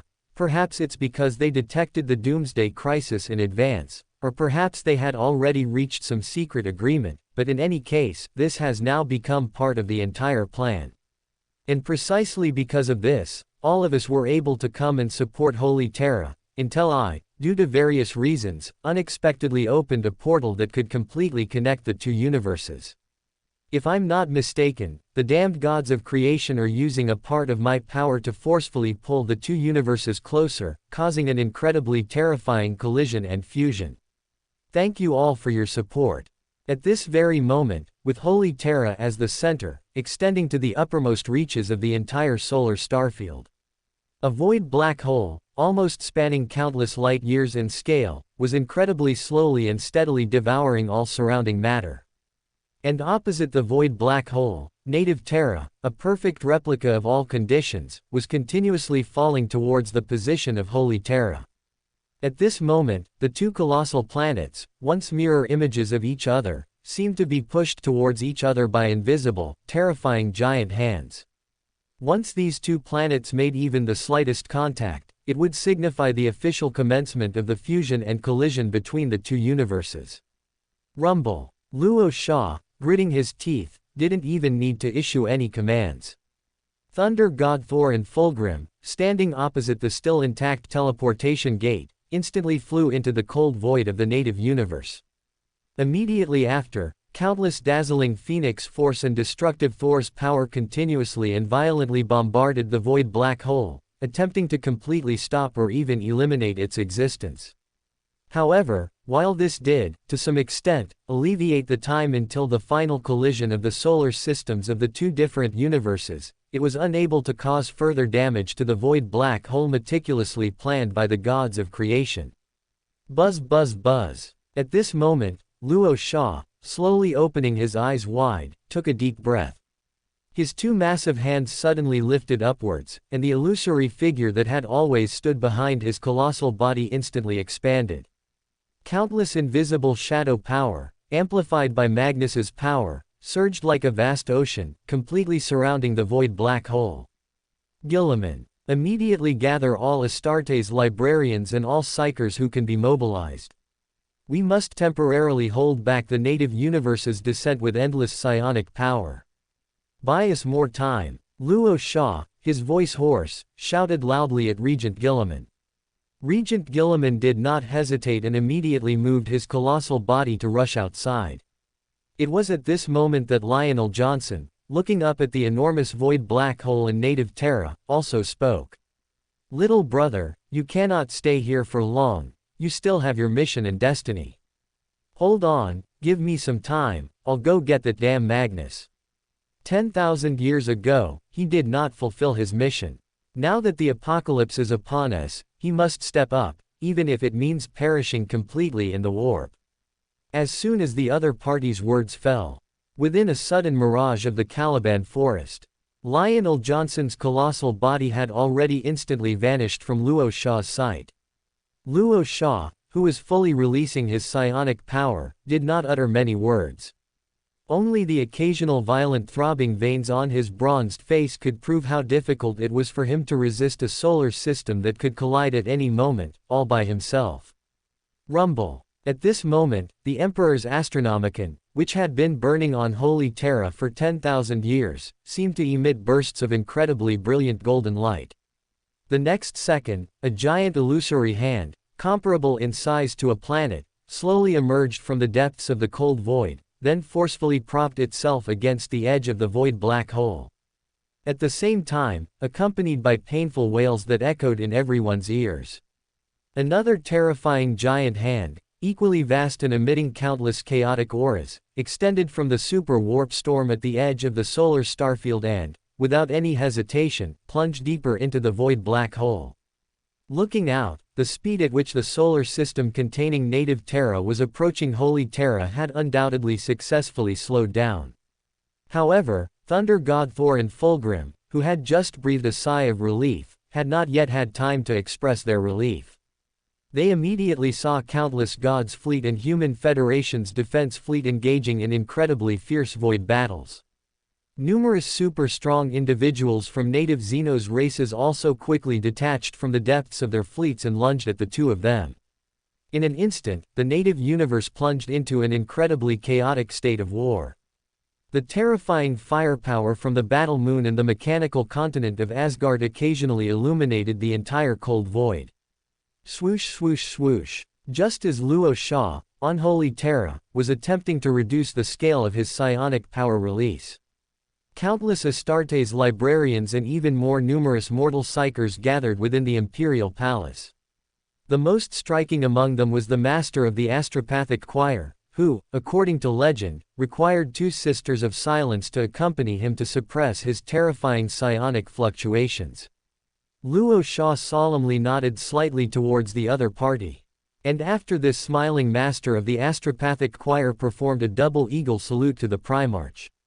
The other party immediately, with a calm expression, released incredibly vast psionic power towards the void black hole. This was a terrifying power that only alpha-level psionics could possess, a realm that ordinary psychers could not easily glimpse. After a large number of Astartes librarians and countless mortal psychers successively released their psionic power, Luo Shaw, who clearly felt the oppressive force decrease, gradually withdrew his psionic power. At present, the intervention of the Emperor and the sixth Chaos God had only relieved most of the terrifying pressure on the overwhelmed individuals, slowing down the time until the universe's collision considerably. And the arrival of countless psychers had only freed Luo Shaw, allowing him, as a Primarch, to do more. Looking out, a large number of psychers, gritting their teeth and persevering, were either tottering due to the severe depletion of their immense psionic power or instantly returned to the throne, their entire bodies turning into countless scattered white ashes. Luo Shaw, temporarily remaining in place, took one last look at these psychers who were destined to sacrifice themselves, as if wanting to firmly remember the appearance of each and every one of them. Subsequently, he immediately activated his Spark True 1 power armor and issued a series of deployment orders to Redditus's Hero Tower and the Calamity Legion. According to the fragmented images seen through psionic premonition, the black glass throne, stored for a long time, needed to be installed at the peak of the Himalayas in the native universe, serving as Luo Shaw's supreme altar for his eventual ascension to godhood. However, before that, Luo Shaw's top priority was to obtain the essence of power corresponding to the Chaos God, which was the portion of chaos power belonging to the Chaos sub-god Maris. Yet, At present, he had no more time or manpower to track the other party's true whereabouts. The only way was to go deep into the warp and hunt Maris's true body. And among the orders Luo Sha had issued earlier was to have the Raven Guard Company notify Corvus Corax through a blood sacrifice ritual. If there were no accidents, then Luo Sha himself, plus Corvus Corax, would certainly be able to deal with a mere chaos sub-god. And even if some accidents occurred during the process, Luo Sha did not believe they would completely fail. Because as the two universes gradually began to fuse and collide, he also unexpectedly sensed the terrifying power of the Infinity Stones slowly recovering. Thank you all for your support. Buzz buzz buzz. Under everyone's watchful eyes, Luo Sha, with his immense physique, casually waved his massive hand. A large amount of invisible shadow power swept out from within him, quickly forming a warp gate that could be entered. He chose not to have anyone accompany him into the warp. Even though countless Astartes standing around and a rapidly arriving Grey Knights company volunteered, he did not agree to any of his son's requests.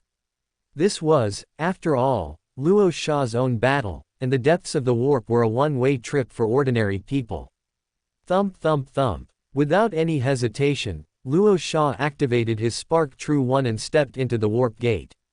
Everything within his line of sight instantly became filled with bizarre, colorful changes, and even the surging void beneath one of his magnetic boots gradually transformed into blurry, broken paths, constantly guiding Luo Sha's advance.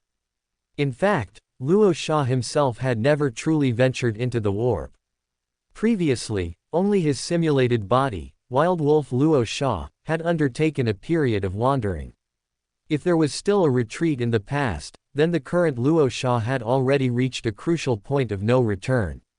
Rumble rumble rumble. At this moment, after the warp gate behind his massive body was casually dispelled by Luo Sha, a series of incredibly piercing roars quickly assailed him from the depths of the warp. One of Luo Sha's massive hands suddenly flipped over, and an even heavier and more powerful Thunderhammer Doomsday Shock already rested deep in his palm. In addition, his other massive hand also underwent a terrifying transformation in an instant. The incredibly ferocious-looking Luo Sha's claw was completely exposed amidst countless chaos psychic power. To prevent the numerous warp essences within his body from absorbing endless chaos psychic power, which would passively turn him into a chaos god, Luo Sha could now only choose the most ancient and effective method of close combat to deal with all enemies. Even if he had to use warp essence, it needed to be restricted within a certain range.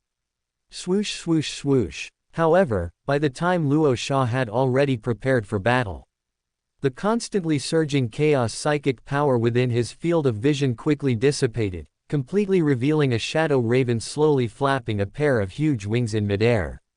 And upon seeing the opponent for the first time, Luo Sha subconsciously exhaled through his mouth and nose. This was Corvus Corax, who had answered the Raven Guard's blood sacrifice ritual summons. The next second, the massive shadow raven instantly transformed into Corvus Corax's familiar human form. His long black hair was casually scattered over his power armor, and a fleeting smile subtly appeared on his pale, bloodless, exquisite face. Luo Sha immediately stepped forward and shared a powerful embrace with Corvus Corax, a hug between Primarch brothers. However, when Luo Sha informed Corvus Corax in the most concise words about the apocalyptic scene currently facing the two universes, the expression on his face instantly became serious. Corvus Corax said without hesitation. Even he had recently felt undercurrents surging deep within the high heavens, as if countless warp creatures were in a state of impending disaster, fleeing in all directions even amidst the increasingly chaotic warp currents. He had initially thought it was due to the long war between the Chaos Gods about to restart, but now it seemed the warp itself was the first to perceive everything. After some simple exchanges with Corvus Corax, Luo Sha quickly embarked on the long journey to find the Chaos God Maris. This was destined to be an incredibly difficult journey. The difficulty was not in the fighting, but in the entire process of finding him. It was the peculiar nature of the warp's depths that allowed Luo Sha not to worry about time, otherwise their hunting operation would have been much more difficult. However, as time slowly passed, Luo Sha and Corvus Corax, who were constantly speeding through the depths of the warp, also encountered many chaos demons attempting to block them. As far as the eye could see, countless chaos demons, believing in undivided chaos, surged out like a tide from various constantly changing unknown domains. Some of these chaos demons indeed deeply hated the Luo Sha frenzy spread by the sixth chaos god, wanting to exact necessary revenge on Luo Sha himself, and some wanted to contend for that invisible shadow power, attempting to acquire the corresponding chaos god. But more chaos demons were completely overwhelmed by the despair and fear emanating from the warp itself, choosing merely a way to end themselves. Rumble, rumble, rumble. At this moment, the groups of pitch-black ravens constantly condensed by Corvus Corax from his hands instantly transformed into terrifying shadow tornadoes, completely sweeping towards the endless number of chaos demons. And while Luo Sha did not release invisible shadow power, he secretly mobilized Khan's warp essence. He launched a lightning-fast, frenzied slaughter with terrifying speed that even chaos demons could not catch. In an instant, countless chaos demons instantly transformed into chaos psychic power completely decomposed within the warp. The vast majority of this psychic power instinctively surged into Luo Sha's massive body, rapidly promoting the terrifying growth of Khan's warp essence. And when Luo Sha's terrifying speed completely surpassed the limits of the mortal world, about to enter the concept of light speed, Luo Sha, who had already detected some abnormalities, immediately interrupted the continuous release of Khan's warp essence, and instead began to utilize Omegan's warp essence. Swoosh, swoosh, swoosh. Illusory figures, indistinguishable from Luo Sha's main body, instantly spread across the entire fierce battlefield. Moreover, as time continuously passed, the number of these illusory figures increased exponentially at an explosive rate. Roar. It was at this moment that Corvus Corax reminded Luo Sha with a terrifying shriek that echoed all around. The path forward had been completely opened by him. They no longer needed to entangle themselves with these chaos demons for more time. Luo Sha, reacting swiftly, immediately activated his Spark True 1 power armor, shaking his massive body, enveloped in layers of illusory fluctuations, and directly passed through the terrifying bodies of countless chaos demons, quickly moving away from the endless number of chaos demons like an illusory figure entering another space. However, when Luo Sha and Corvus Corax once again stepped into a warp area no one had ever ventured into before, the countless chaos psychic power within their field of vision suddenly underwent an incredibly bizarre and special change. A chaos domain, like a crystal maze, instantly replaced all the unfamiliar sights around them. It's that damned Tzeentch again. At this moment, Luo Sha, who had been looking around, couldn't help but let out a curse. A hint of anger also appeared on Corvus Corax's pale face. Luo Sha, lowering his head slightly, briefly sensed the activity level of the chaos psychic power. Then, without any hesitation, he released incredibly terrifying invisible shadow power. Since that damned Tzeentch wanted to secretly create some difficulties for their operation, then they shouldn't be blamed for unleashing their full power and completely smashing his crystal maze. Thank you all for your support. Crack, crack, crack. As his rage surged, Luo Sha unleashed his invisible shadow power with all his might. Within the seemingly endless crystal maze, nearly a quarter of the crystal city walls and structures collapsed and disintegrated repeatedly and uncontrollably in just a few breaths. Corvus Corax also transformed back into an enormous shadow raven, spreading his massive wings and diving down like a slaughter upon the countless Tzeentch greater demons and chaos demons ascending into the sky. Rumble. At this moment, countless invisible shadow powers, imbued with Luo Sha's destructive will, swept through and obliterated everything in his line of sight, like living shadow dragons. This unstoppable and terrible situation continued until Weaver of Fates, Kairos, the chief of the Tzeentch greater demons and the Lord of Change, arrived on the battlefield, shaking his two bird heads. Only then did he manage to use various means to stop Luo Sha and Corvus Corax's frenzied destruction and slaughter of the crystal maze and chaos demons. However, the current Luo Sha was no longer a terrifying existence that Weaver of Fates, Kairos, alone could confront head-on. As countless chaos sorceries that blotted out the sky intertwined and collided with dragons formed from invisible shadow power. Luo Sha, with an incredibly cold expression, gently waved Luo Sha's claw. Amidst countless chaos psychic powers, an even greater number of chaos sorceries instantly condensed and rapidly engulfed Weaver of Fates, Kairos, who was wielding his scepter. The next moment, Weaver of Fates, Kairos, let out a tragic howl and dragged his massive body, missing one bird head and a blue wing, plummeting heavily into the deeper parts of the crystal maze. Buzz, buzz, buzz. Just then, Luo Sha's vision seemed to clearly perceive a terrifying figure, as massive as a star and with an ethereal, shifting appearance, slowly raising its head from the depths of the crystal maze.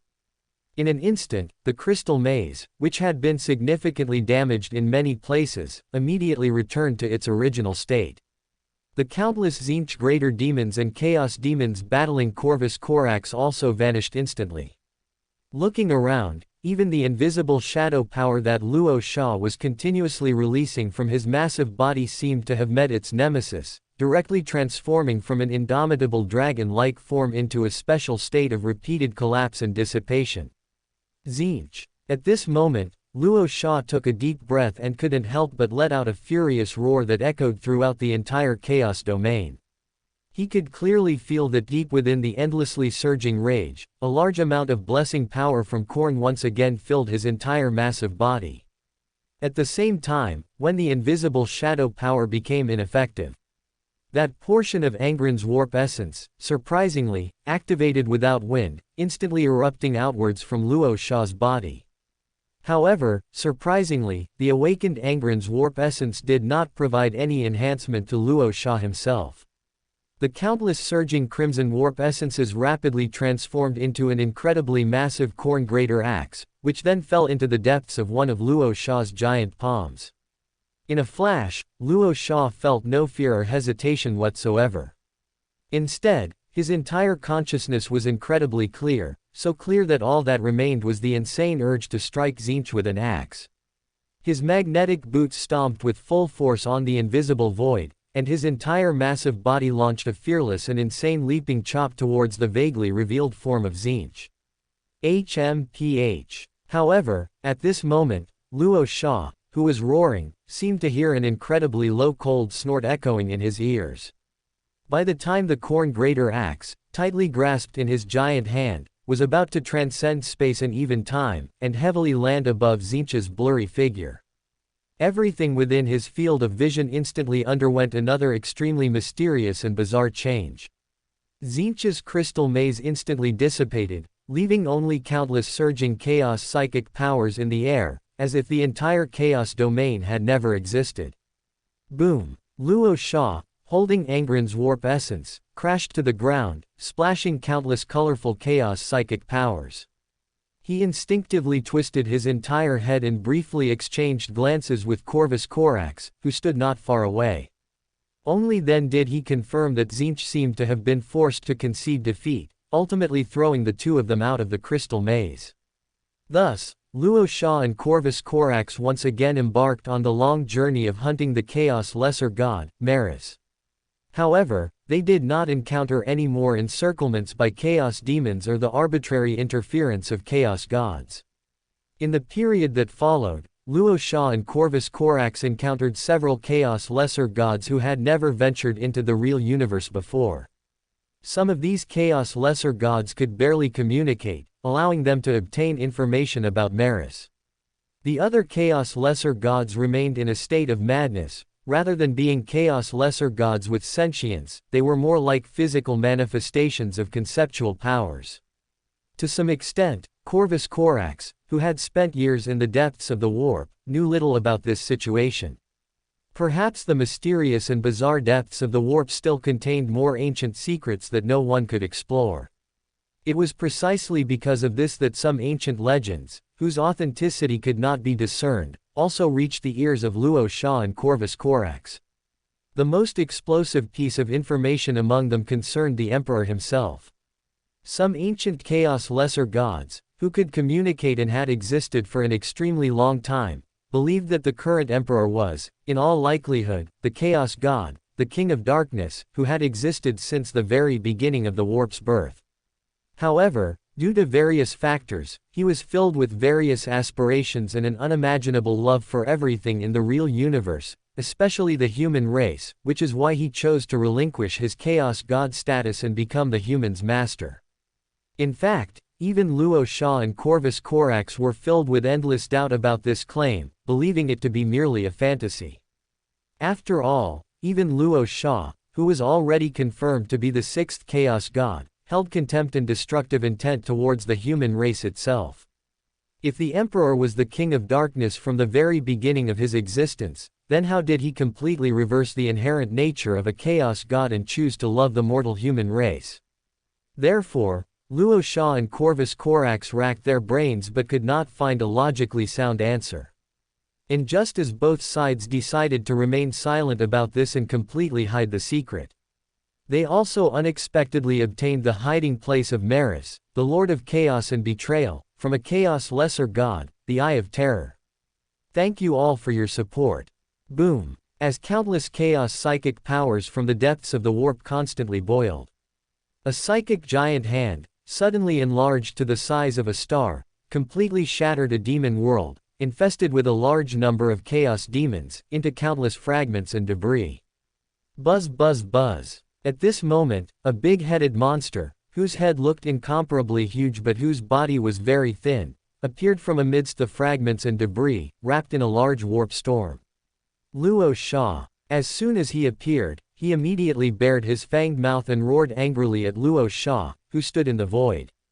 You not only occupied my chaos domain and drove me into the Eye of Terror, but now you intend to utterly annihilate me. However, facing the questioning of Maris, the Lord of Chaos and Betrayal, the expressionless Luo Sha showed no hesitation or words. One of his giant hands slightly lifted upwards. Countless chaos psychic powers, spread all around, instantly transformed into a large number of incredibly powerful chaos sorceries, and, enveloped by giant shadow dragons formed from the invisible shadow power, launched a terrifying bombardment towards the chaos sub-god. But Maris, who was incredibly cunning by nature, did not choose to confront him head-on. He seemed to have anticipated this situation long ago. His entire body instantly turned around and began to flee frantically towards the exit of the Eye of Terror. If a normal chaos sub-god required a blood sacrifice ritual and a possessed body to gain the qualification to enter the real universe, then, when his true body arrived at the Eye of Terror, he could directly descend to the outside world through this special area where the warp and the real universe overlapped, without paying too much of a price. Boom boom boom. In the blink of an eye, right on Maris's escape route, a shadow raven, with its huge wings suddenly unfurled, revealed its terrifyingly massive body. Corvus Corax, without any hesitation, engaged Maris in an even more intense close-quarters combat, completely cutting off his escape route. And perhaps sensing that his chances of survival were slim, Maris, the Lord of Chaos and Betrayal, gradually unleashed the combat power a chaos sub-god should possess. Countless psychic feathers, condensed from pitch-black shadow power, swept through his thin body like a storm, yet caused no effective damage whatsoever. Maris swayed his huge head back and forth, opening his fanged mouth, and continuous beams of chaos psychic power made it difficult for Corvus Corax, who was also a chaos sub-god, to parry. Hiss hiss hiss. However, at this moment, Luo Sha, whose entire massive body seemed to have transformed into a golden light, arrived beside Maris with a speed far beyond what a chaos sub-god could imagine. His incredibly huge Luo Sha's claw instantly lifted, and the sharp claw tips, wrapped in countless chaos psychic powers, deeply pierced Maris's thin body. Luo Sha, I curse you with the essence of my power. I curse you to eventually become a slave to a chaos god. Since you want it so much, I'll give it all to you.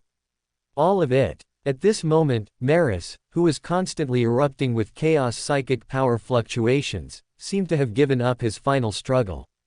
He turned his head to stare at Luo Sha, who was close at hand, and hissed out curses with a sinister grin.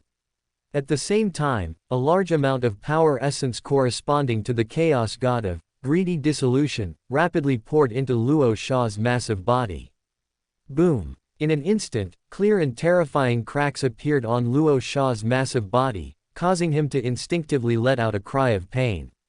Even with Luo Sha's current resilient physique, it was difficult to bear two essences of power involving a chaos god. Even if there wasn't much of a counteracting attribute between the two.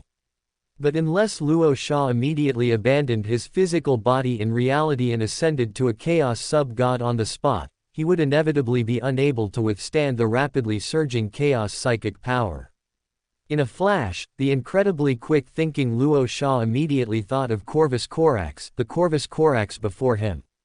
He lifted his other giant hand without any hesitation. Endless invisible shadow power surged rapidly into Corvus Corax's massive body. Luo Sha ultimately chose to forcibly strip away the invisible shadow power, which also meant that he completely ceded a chaos god to the other party. Not long after, when Maris's power essence was completely absorbed by Luo Sha, that portion of invisible shadow power within him also completely returned to Corvus Corax. After all, this essence of power originated from Corvus Corax and would end with Corvus Corax. At this moment, Luo Sha, taking a deep breath, exchanged glances with Corvus Corax, who was close at hand. The two Primarch brothers nodded their heads in perfect understanding, saying nothing more. Subsequently, Luo Sha and Corvus Corax immediately summoned a portal back to Holy Terra and left the Eye of Terror. Currently, among the three Chaos rituals, Luo Sha already possessed two. The Soul Anchor and Power Essence were already in place, with only the large-scale blood sacrifice ritual remaining.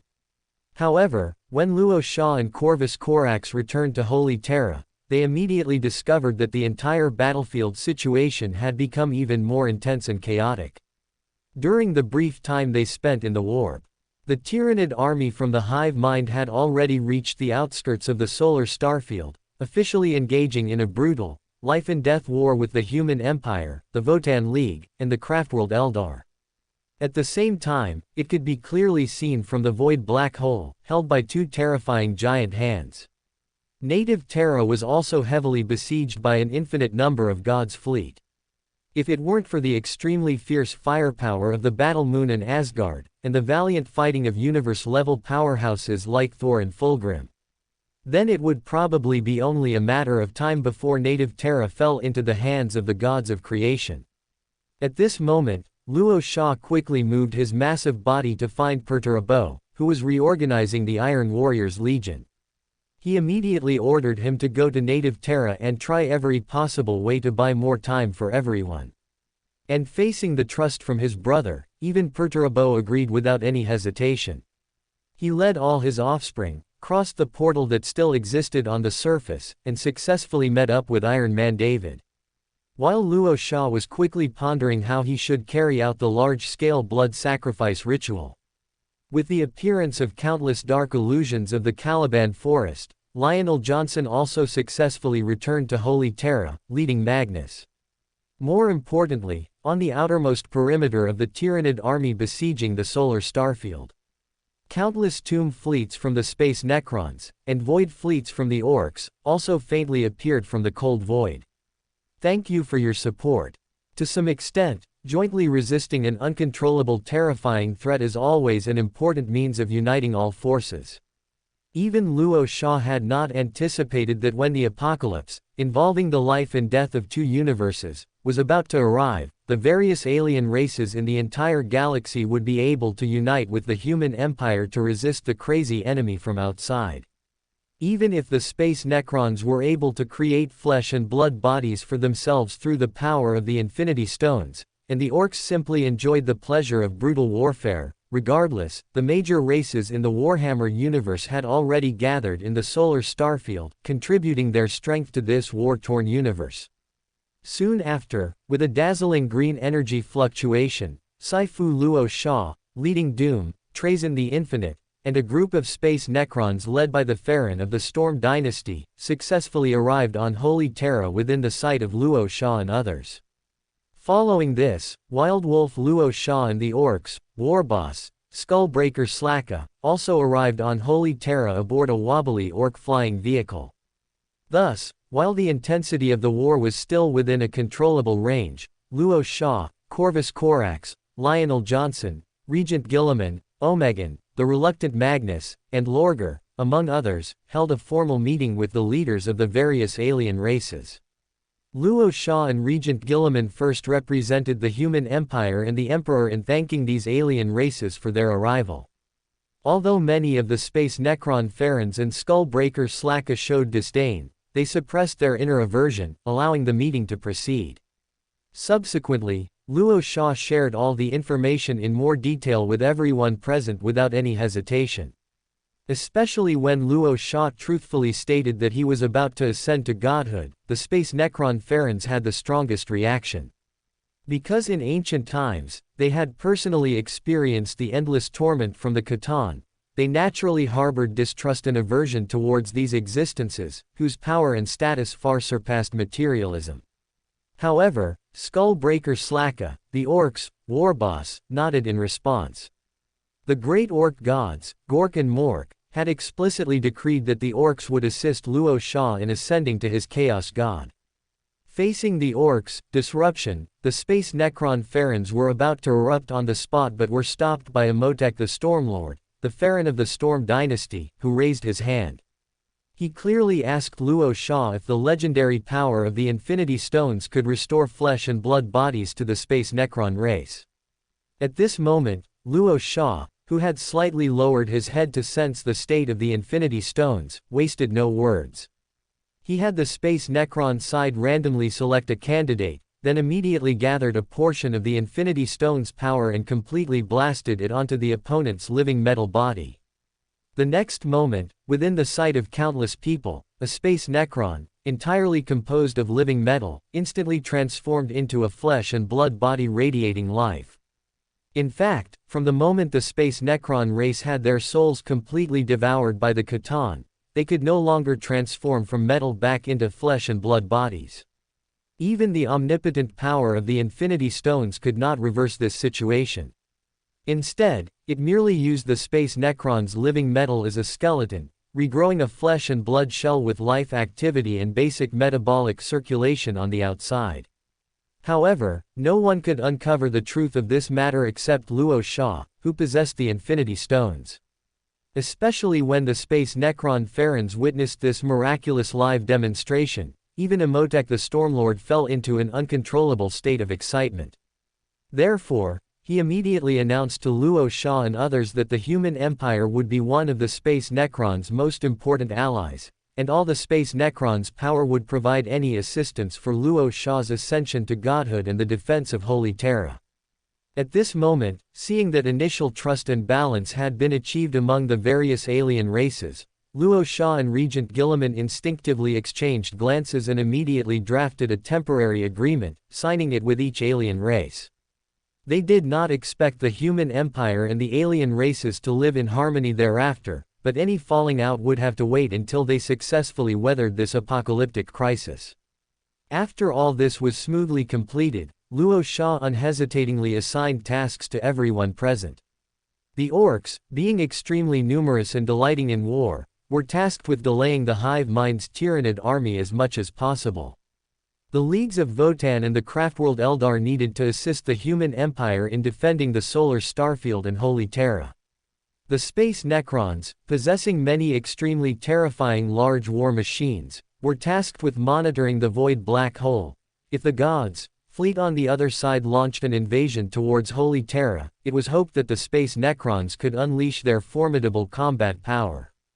In addition, Wild Wolf Luo Sha and Sai-Fu Luo Sha needed to lead a portion of the Calamity Legion's Astartes companies to Comorig, the Dark Eldar's Webway city, to provide a perfect beginning for Luo Sha's large-scale blood sacrifice ritual for his ascension to godhood. On the peak of the Himalayas on native Terra, the massive black glass throne and the alien artifact Shadow Light were gradually merging. Amidst the countless chaotic psychic power fluctuations emanating, Luo Sha, wearing the Starfire True One on his immense body, was having his final conversation with Iron Man David. David, we have journeyed together, endured countless hardships and salvations, and finally arrived at this point. You are one of my few friends. I hope you can take good care of the future human empire and native universe after I completely leave the real universe, although I don't know if they can survive this apocalypse. I cannot know what kind of scene and situation I will face after the ascension ceremony officially begins, or how much of my original soul and even consciousness will remain. I just hope that the former Luo Sha can still be remembered by you. At this moment, Luo Sha, with a calm expression, turned to Iron Man David, who stood beside him, and said in a deep voice. Iron Man David slightly shook his metal head, his eye sockets flickering with a hint of blue light, and he replied with utmost reverence and respect. My lord, I have witnessed your growth from weakness to strength. I will always be your most loyal servant and butler. Please rest assured, I will uphold the agreement between us, even if I am crushed to dust. Thank you all for your support.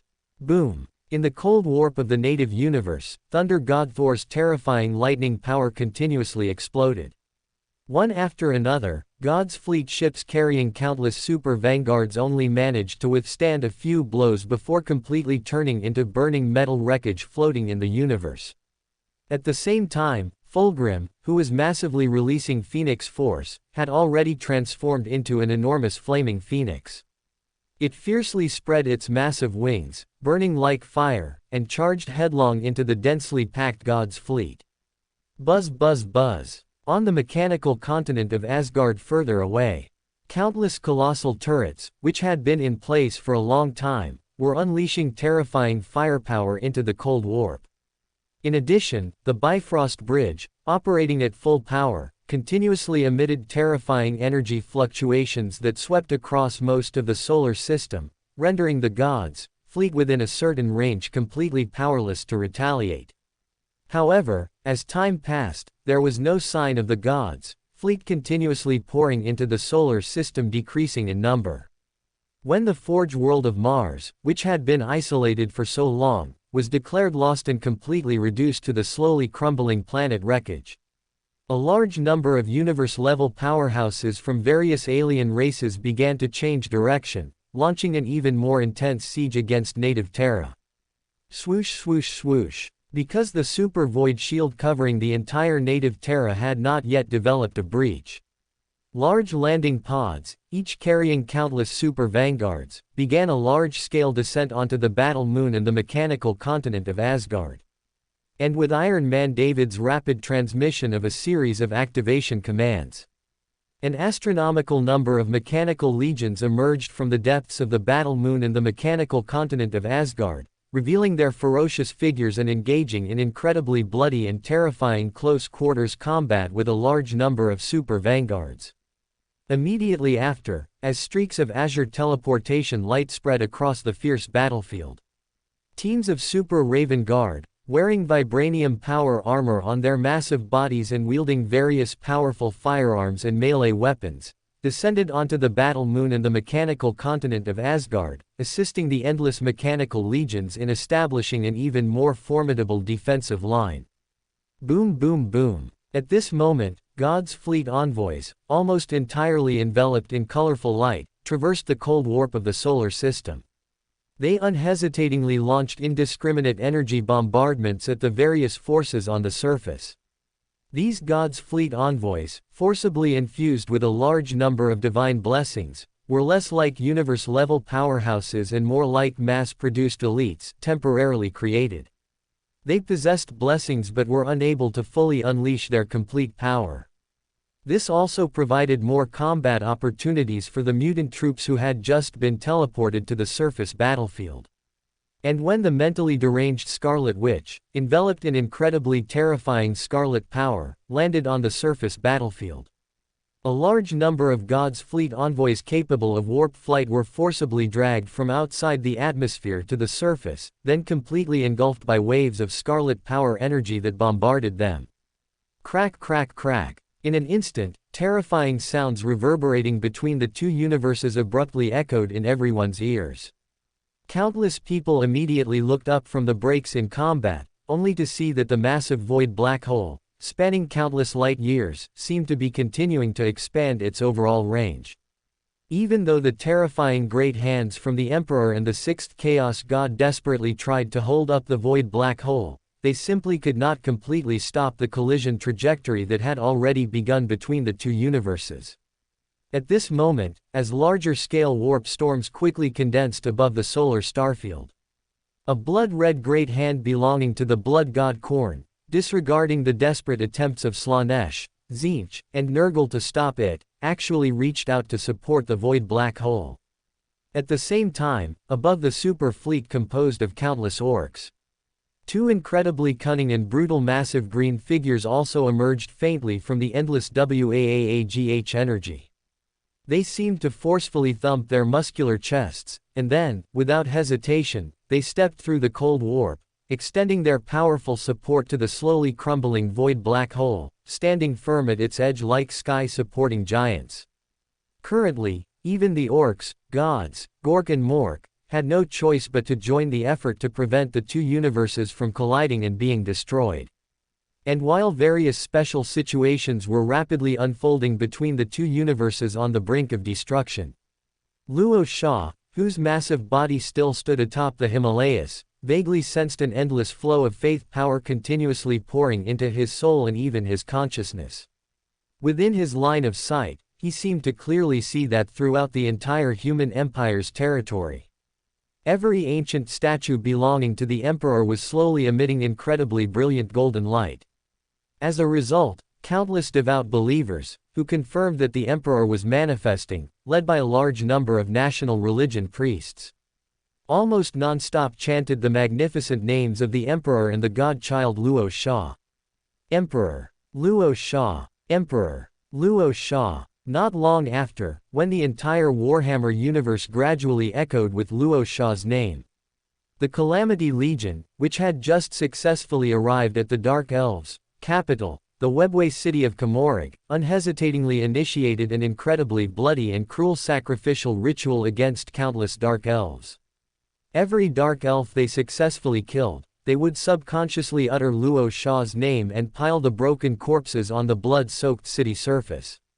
And Wild Wolf Luo Sha and Sai-Fu Luo Sha, furthermore, shared the sprite power that could devour all things.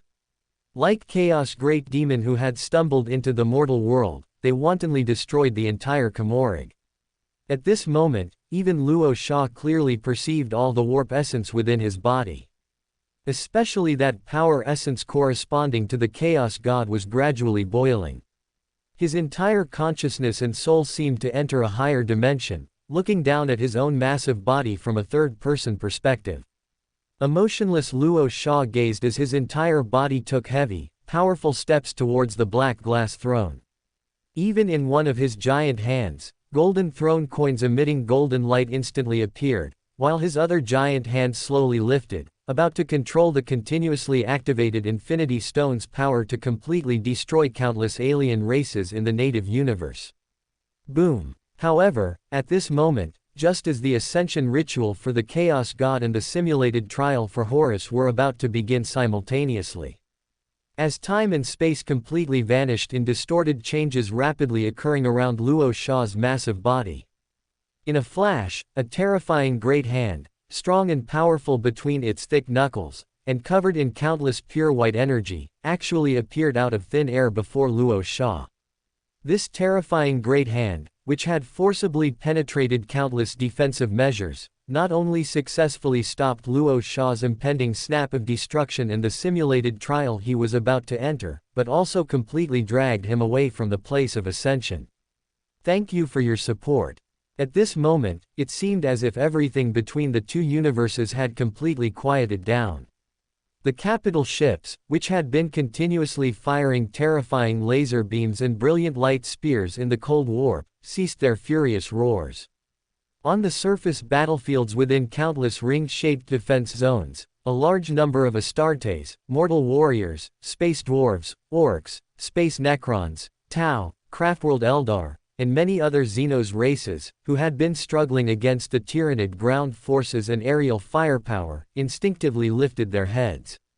Even the hive mind, whose consciousness almost permeated the entire solar starfield, seemed to forget to control the countless tyrannid to launch an attack. It merely focused its attention on the depths of the high heavens, which was even further away from it. And in the sea of nothingness, transcending time and space, the only remaining four gods of creation and the five menacing Loki also temporarily ceased their confrontation, slowly casting their gaze upon the two universes. At this moment, in various parts of the shattered battlefields that had just been raging with fierce warfare, a large number of Astartes belonging to the Calamity Legion, countless scarred mortal warriors, and even more human citizens from the human worlds that Luo Sha had once rescued, all knelt on one knee towards the strangely silent, cold warp. Looking out, Zuia, the living saint, and her avatars, each emitting a golden glow, also raised their fair faces with troubled expressions. Their mouths seemed to hum an ancient, widely circulated ballad in unison. This nameless ballad was once a classic passed down through generations, accidentally created by a wife to commemorate her Astra Militarum husband who had gone to war for the Empire. At this moment, it seemed as if the vast territory of the entire human race was mourning and remembering the passing of that gene seed primarch who had once descended everywhere, saving all people from suffering.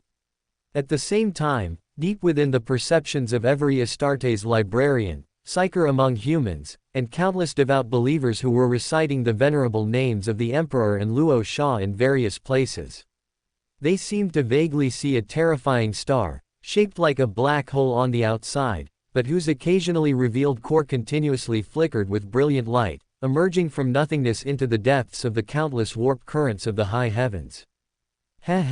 This new warp god, who had just been born and already pervaded the past and future, did not linger for too long.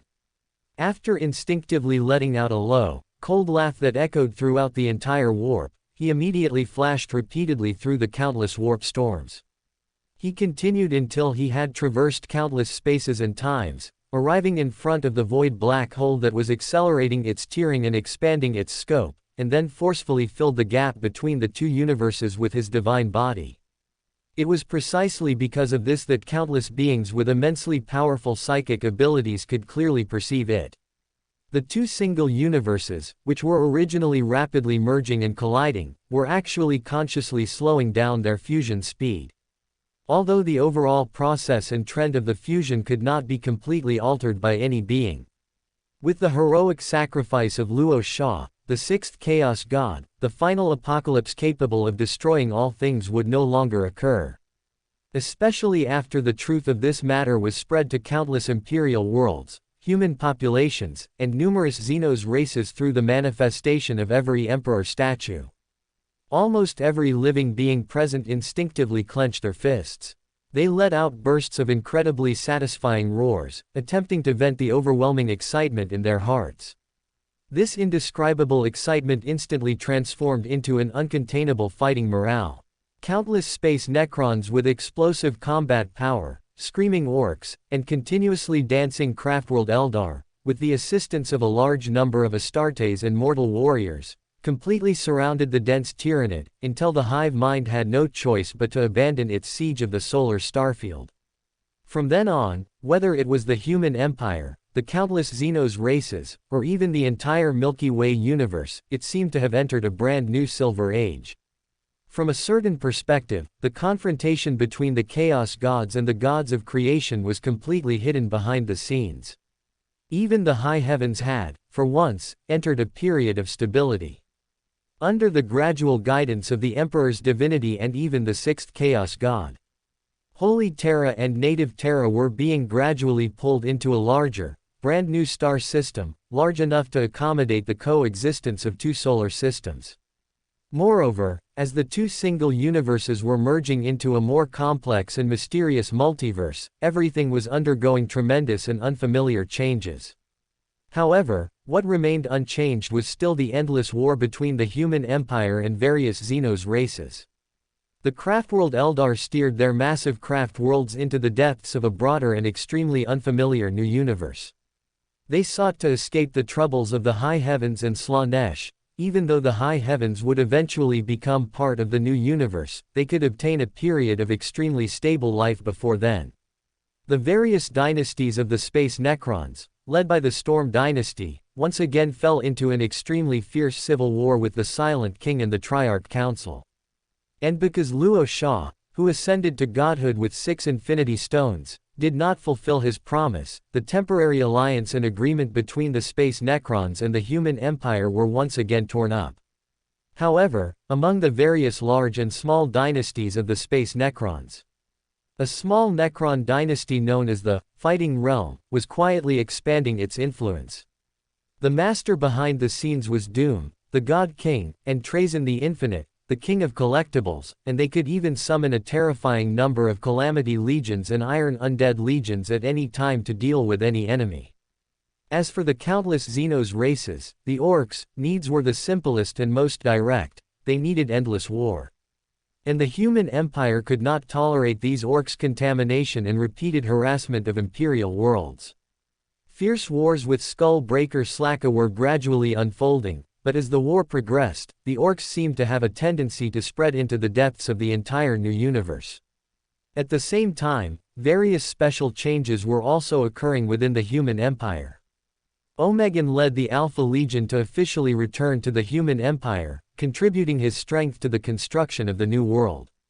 Perturabo and the Iron Warriors Legion did not return to the Human Empire but embarked on deep space exploration into the depths of the more mysterious and unfathomable new universe. In his words, since he knew that he and the others would one day have an irreconcilable conflict, it was better to stay away from each other. And under the strong planning of Lionel Johnson and Regent Gilliman, among others, countless Imperial citizens began a very long colonization effort into large stable cosmic regions that had already completed their initial fusion. Since the vast majority of Xenos races in the native universe became bloody sacrifices during the 6th Chaos God's ascension, this territorial expansion might continue for hundreds to thousands of years. And at the suggestion of Iron Man David, who became a High Lord of the Holy Terra High Council, and the Human Federation he led, a portion of faster-than-light ships and communication equipment were gradually entering the Human Empire's bureaucratic system. Moreover, due to Sai-Fu Luo Sha, who controlled Sprite Power, and Fulgrim, who controlled Phoenix Force, plus the existence of more Gene Seed Primarchs, the Adeptus Mechanicus, who were very dissatisfied with this, did not show any disloyalty or complaints. After all, not everyone can easily speak loudly to super-cosmic powerhouses who can destroy planets or even star systems. During this period, Wild Wolf Luo Sha received a legacy gift from Luo Sha, the 6th Chaos God, through the Emperor's humanity, the godhead of the God of War from Asgard. And when the wolf cub asked the Emperor's humanity with a very solemn expression whether Luo Sha himself could still return, the Emperor's humanity replied with a heavy tone that Luo Sha did not choose to separate his humanity when he ascended to godhood. He believed that his true will was sufficient to resist chaos itself and the erosion and corruption brought by the Chaos God, thereby allowing the 6th Chaos God to persist as the grinding stone between the two universes. This was also a decision and sacrifice that even the Emperor's humanity itself deeply admired. Luo Sha, as the 6th Chaos God, must endure tens of thousands of years of painful torment before he could possibly achieve final liberation. And by then, how much of his humanity would remain would be another huge problem that the Emperor and the many Primarchs would need to solve. Wild Wolf Luo Sha finally left Holy Terra and the Human Empire with the godhead of the God of War. According to his idea, he wanted to wander around the universe on behalf of Luo Sha, doing good deeds and bad deeds, and enjoying a life without the responsibilities of a Primarch. As a result, neither the Emperor's humanity nor the many Primarch brothers expressed any opposition. Thus, everything seemed to be set in stone. The Emperor still occasionally collaborated with the Chaos Gods in the depths of the high heavens to fight against the gods of creation, and at other times, they would scheme against each other. Countless Astartes and mortal warriors still had to embark on the path of conquest for the survival of the Human Empire, to carve out a dawn for the future of humanity. It seemed as if nothing had changed. But every human, when looking up at the brilliant starry sky above or at ancient statues, would instinctively recall the legendary tales of that Gene Seed Primarch, and a glimmer of beautiful hope would appear in their eyes. Perhaps time can erase all traces, after an unknown number of years. Deep beneath Holy Terra, in the even deeper parts of the Imperial Palace's underground dungeon, which had been completely forgotten by countless people. In an ancient room where the number 11 was vaguely carved on a heavy cell door. A large metal sarcophagus, covered in thick dust and cast from incredibly heavy adamantium, was slowly emitting a series of faint but very firm knocking sounds. At this moment, it seemed no one could know about the strange sounds continuously emanating from the large metal sarcophagus, but the gradually louder knocking sounds undoubtedly proved one thing. That is, some ancient thing that had been sealed by the human empire for a long time was completely awakening. Thank you all for your support. The first book is finally finished. It feels like a huge weight has been lifted from my heart, and I can finally breathe a sigh of relief. I also want to thank the friends who subscribed this far. Without your strong support, I would not have been able to complete this novel. Fatty here gives you a 360-degree flying spin and a bow in the style of Wild Goose landing on a sandbar. Over 570 days, 2.44 million words. This was something I never expected, but I gritted my teeth and finished it. To be honest, this book only had an incredibly simple beginning from the start.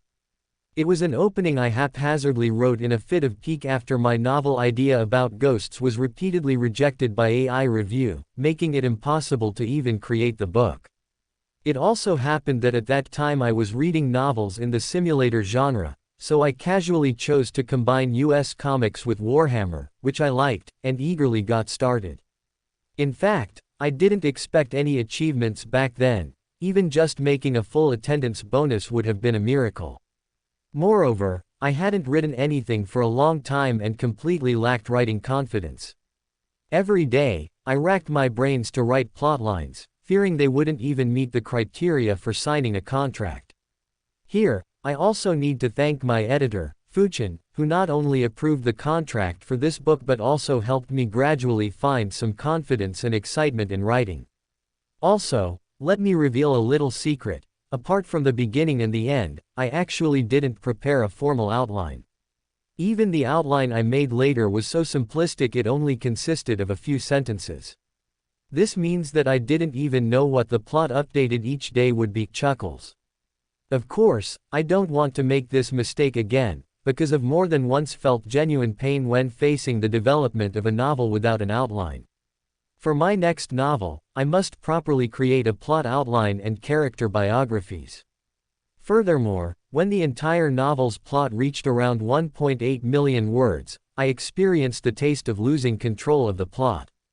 It was from that point on that this book's performance began to decline rapidly. Before that, it could be said to have been relatively stable.